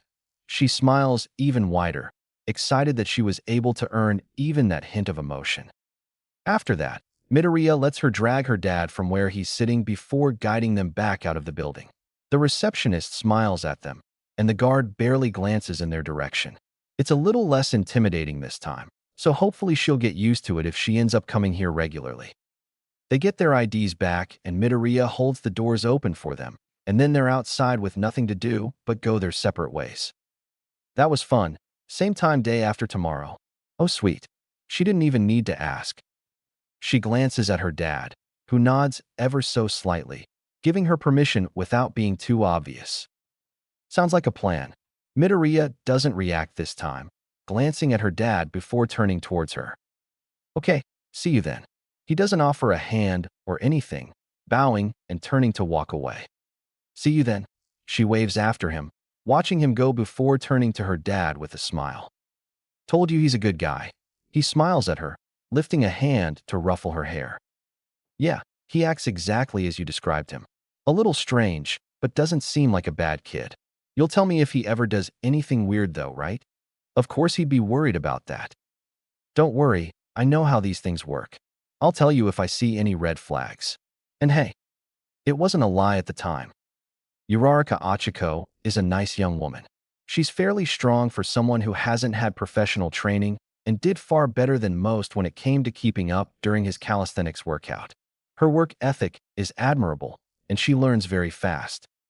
Overall, Uraraka Achiko is an impressive teenager, and Izuku is having trouble keeping himself at a distance. She makes him want to try harder, makes him want to do his best despite the fact that she's nowhere near his level of martial arts expertise. He's been learning and fighting and practicing for years, and she's been unable to find an instructor her family could afford until he waltzed into her life. He's not a professional by any standard, but he's learned enough to know how to teach her the basics. He's also learned enough to know that she's practically a prodigy, picking up his Ks long before he teaches her the specific moves he's using. He has 2 weeks to work with her before classes start, and he uses every second to try and get her up to speed. Other UA students probably have money, which means trainers, which means experience. She doesn't have that privilege, so he needs to do his best to give her what her circumstances denied her. And if he gets to train a sparring partner along the way, well, he never claimed to be perfect. 3 days before classes start, Uraraka calls him by his last name, and he slips up and tells her to use his first. He doesn't take it back, because that would be rude, and no matter how emotionless he comes across, he tries to avoid being negative if he can. which means he's automatically upgraded to friend despite the fact that he swore he wouldn't befriend a hero student, no matter what. Damn it. Whatever, it was probably a pointless endeavor from the start. He's going to be taking classes with them for the next 3 years for heaven's sake. He's probably going to get at least somewhat close with some of them. He just never thought he would admire someone aiming to be a hero like he admires Achiko. It's a strange feeling, but he can deal with strange feelings. He's not so weak as to avoid emotion entirely, no matter how used he is to keeping a blank face. So, he acknowledges the feeling and moves on, staring at the calendar with dread in his stomach. He's not looking forwards to starting classes, can't stand the thought of spending all day with a bunch of hero wannabes that have probably never been in a proper fight before. These are kids, and their delusions of grandeur will be clashing against his hatred every single day. Achiko is realistic with her expectations. She knows exactly what she wants. She doesn't expect to be the #1 hero, doesn't even care about the stupid ranking system. And to top it off, she's willing to critique the system. Achiko will be a good hero. Logically, he knows that there will probably be more kids like her in the class, but he also knows that there will be some who have no idea what they're getting themselves into. He knows that there will be a few kids there solely because they bought the false advertisement that is Limelight Heroes. These are kids who've never seen death, never seen the dark corners of heroics. He's seen it, seen the sludge and dirt and grime. He's been a part of it. So, when the first day of classes comes, he wakes up with dread sitting on his chest like a heavy stone. He drags himself out of bed, staring at the wall as his alarm rings. Does he really have to do this? Does he really have to comply to this damn deal? Yes he does. Annoying. The uniform is fairly easy to put on, Masaru having drilled him on how to put on a tie over and over for an entire week until he could put it on in his sleep. He tries to tame his hair for the 1000th time and fails for the 1000th time, walking down to breakfast with a sigh. Mitsuki drives them to the entrance, waving goodbye with a smile as they walk down the cobblestone path. UA is just as massive as he remembers, all tall doors and long hallways. That means Midoriya doesn't realize that he's in the same class as Kaken until they're standing outside their classroom, staring up at the oversized door. Kaken walks in first, the door opening to reveal a familiar student with blue hair. Great, he just had to be put in the same class as that idiot. Izuku decides to wait outside for a bit, trying to come to terms with the new information until he sees a familiar, bubbly young woman skipping down the hallway. Achiko, thank heavens. That means there's at least one sane person in his class. Izuku, hey, you're also in 1A? That's great. She's all smiles and high energy, and just has a general air of excitement.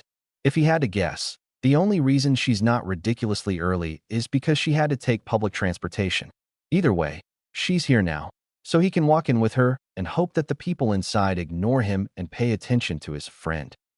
So, Izuku opens the door for her and steps inside, and is promptly greeted by Blue Boy berating Kaken for putting his feet on the desk. Kaken, who seems to be having a field day, riling the boy up. Izuku glances around the room while he has the chance, noting a familiar-looking boy and another young woman before moving to sit down.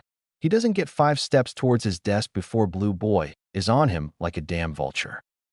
Good morning. I am from Semi-Private Academy. My name is Ida Tenya. It's a pleasure to meet you. He sounds overly stiff and far too kind compared to how he spoke at the entrance exam. He seemed rather dismissive of Izuku back then. What changed his mind? Midoriya, Izuku. He takes Ida's outstretched hand, but stays silent otherwise. Midoriya, you realized there was something more to that practical exam, didn't you? I had no idea. I misjudged you. I hate to admit it, but you are better than me. If I had known suddenly, Izuku feels a familiar bitterness flood his chest, words spitting from his tongue before he can stop them. So, you only help others if you get something in return? All 5 people in the room freeze, looking up at him with wide eyes as Ida opens and closes his mouth like a fish. Izuku doesn't bother waiting for a response, moving through the room and sitting in his assigned seat. Not even 5 minutes in, and he's already having trouble keeping calm. Not a good sign. Thankfully, Ida doesn't try to approach him, sitting in his chair with tense shoulders as Achiko introduces herself and finds her own seat. She glances at Izuku with something akin to worry in her eyes, but he isn't entirely sure why. Sure, he was a little harsh, but that doesn't really mean anything. Over the next few minutes, all sorts of people flood into the room. From loud and energetic to calm and even reserved, each one gets on his nerves in some way, shape, or form. There's even a girl with an invisibility quirk, which makes him wonder how many people figured out the rescue point system. It doesn't matter how strong you are, without a physical quirk, you need to get a decent amount of rescue points to get in. He himself is far more fit than your average high schooler, and he never would have gotten in without rescue points. If only he hadn't figured out the system during the test. Just his luck. Now and then, Izuku checks his watch before going back to acting like he's ignoring everyone in the room.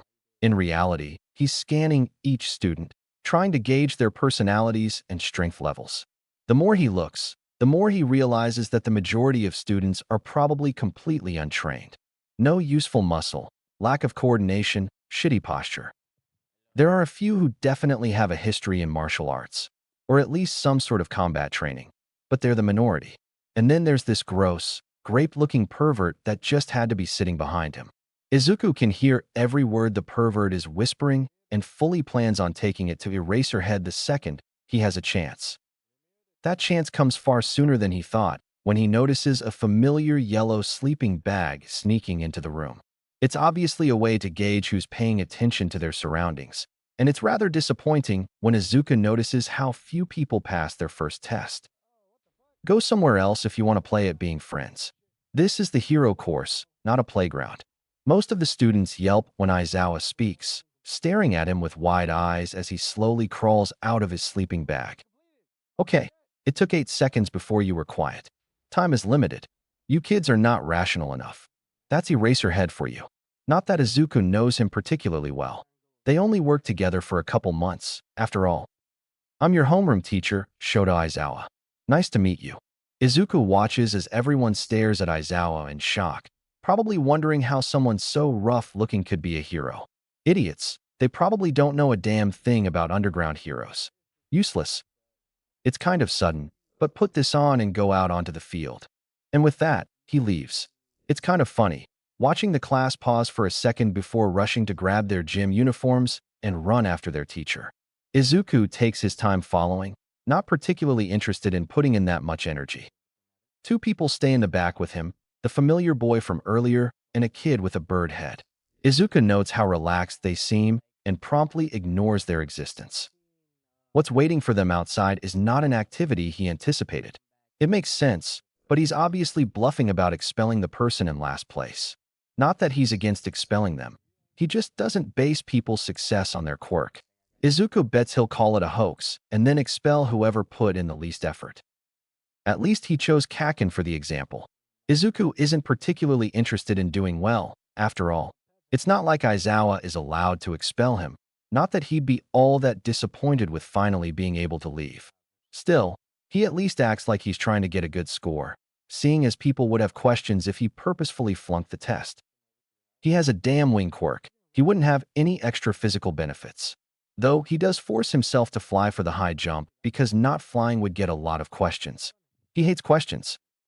About halfway through, Izuku manages to finish one of the tests early and discreetly slips a piece of paper into Aizawa's pocket before walking on to the next one without pause. Aizawa sends him a critical look before glancing at the paper and turning to look at the purple grape. Good. He's not ignoring it like some teachers in Izuku's memory. For the remaining tests, Aizawa consistently looks in the grape's direction until they're all congregating right where they started for the final results. Minoru Mineta got last, and Izuku feels absolute glee spread through his chest when he hears the purple grape cry in despair. This is perfect. Aizawa doesn't need to come up with another reason. He can just uphold his promise, and that's that. By the way, I was lying about the expulsion. Really, he's doing this the dramatic route? It was a rational deception to draw out the upper limits of your quirks. Haha, very funny. Izuku almost laughs when Mineta starts praising the Lord for his mercy, because God is he going to be surprised. Of course that was a lie. It should have been obvious if you just thought it through. One of the ones who came early. She's smart, but she doesn't know Aizawa like he does. Any moment now, any moment. Mineta Minoru, you're expelled. Izuku can't stop himself from smiling, looking off into the distance as the class explodes. He can hear the shock in their voices, can practically feel the ground vibrating as they all take in what's happening. What? You said it was a lie. Why are you expelling me? Izuku looks back at his teacher, curious as to what he uses as an explanation. You were more interested in watching your female classmates than focusing on the test. I have no interest in teaching someone who acts like a creep without shame. Oh, damn, no punches pulled. Oh, come on. It's not like dash. Izuku watches in glee as Aizawa's capture scarf lashes out, keeping Mineta from saying another word. You're expelled. You're free to appeal my decision, but I highly doubt you will succeed. Now leave before I make you leave. The class gets awful quiet after that, watching as a terrified Mineta slinks away with his proverbial tail between his legs. All Izuku can think about as the gross pervert walks away is how relieved his female classmates appear. Well, maybe this will be interesting enough to last him 3 years. Chapter 7. Unexpected Services. So, you only help others if you get something in return? Shoto jerks his head up from where he was staring at the corner of his desk, eyes wide as he looks at the young man staring at Ida with the most blank expression he's seen in his entire life. You'd think this Midoriya person would look annoyed, or angry, or something. Not blank. Okay, Shoto will admit that he tends to ignore what's happening around him when he can get away with it, but he still keeps an ear out just in case. He's always been trained to be aware of his surroundings, and it's a habit not so easily broken. So yes, he mostly heard what Ida said, and it was a little tactless, but he probably didn't mean it that way, right? Either way, Midoriya doesn't give Ida time to recover or respond, walking past him without a second glance and sitting down on the only stool in the room. Right? Giant wings, probably hard to sit on a regular chair. He did wonder why there was a random stool when he walked in earlier. He should have assumed it was for a student with a mutation quirk. Is that why he has all those scars? Was he bullied? Shoto's eyes are drawn back towards the front when the young girl by the entrance walks towards Ida with an apologetic smile. She's shorter than everyone else so far, but she carries herself in a manner that makes her look quite powerful, making up for her petite frame. So sorry about that. He's very blunt. My name's Uraraka Achiko. It's nice to meet you. Okay, she's friends with Midoriya. But that wasn't just bluntness, that was disdain. No matter how emotionless he appeared, Shoto will always recognize the sound of disgust in someone's voice. He's heard it up close every day for years, after all. Ida shakes off his shock fairly quickly, but Shoto can't seem to move on from the whole situation. He tries to go back to staring at his desk, tries to ignore his surroundings as much as possible, but he always feels drawn back towards the boy with red wings and white hair like a magnet. Shoto expected all sorts of people, all sorts of personalities. He didn't expect someone who speaks with venom and malice like it's a second skin. Everyone, including him, is momentarily distracted by their teacher rising from the floor like some sort of, what was it Fuyumi called them? Zombies? Either way, he sure doesn't look like any hero Shoto has ever seen. Probably an underground hero then, someone who avoids the spotlight like the plague. Endeavor hates underground heroes, almost made Shoto want to become one. Then Aizawa-sensei is gone, and the class is rushing after him, and Shoto's attention is brought back towards Midoriya as he waits for the crowd to thin. Midoriya stays as well, watching and waiting until there's just 3 of them left to grab their gym uniforms and continue down the hallway. Midoriya looks at both him and the boy with the bird head mutation before going back to staring into the distance without a single emotion on his face. At least the other student looks tired. Midoriya doesn't look like anything. People call Shoto emotionless. Is that what he looks like? No, Fuyumi can always tell what he's thinking, and he can't read a single thing on this kid's face. Granted, he's never been all that good at reading expressions. Okay, maybe that is how he looks. Either way, Midoriya is not what he expected when preparing to be in a room full of hero hopefuls, so he shouldn't be blamed for his curiosity. It doesn't matter that he's never been this curious about someone else before. It doesn't matter that he promised himself to stay as far away from the other students as possible. Midoriya is interesting, and Shoto is curious, and that should be fine. So he watches. He stands in the back, listening to their teacher talk about a random test while trying to find a hint of something in Midoriya's expression. Midoriya keeps on looking at a small, purple boy, but there's no emotion behind it. They start the tests, and Shoto tries his best without using his fire, does what he can to get as high a grade as possible. His ice is useful for a multitude of these tests, and he's not at all that worried about placing last. That means he has plenty of time to watch Midoriya do his own. Midoriya isn't distracted, but he doesn't seem all that interested in doing his best. He's not purposefully flunking, but it's obvious he could do better if he wanted to. It's strange, he's strange, and he keeps that blank face and those loose shoulders through the whole thing. Then, Shoto just barely notices Midoriya slip something into their teacher's pocket. What was that? Do they know each other?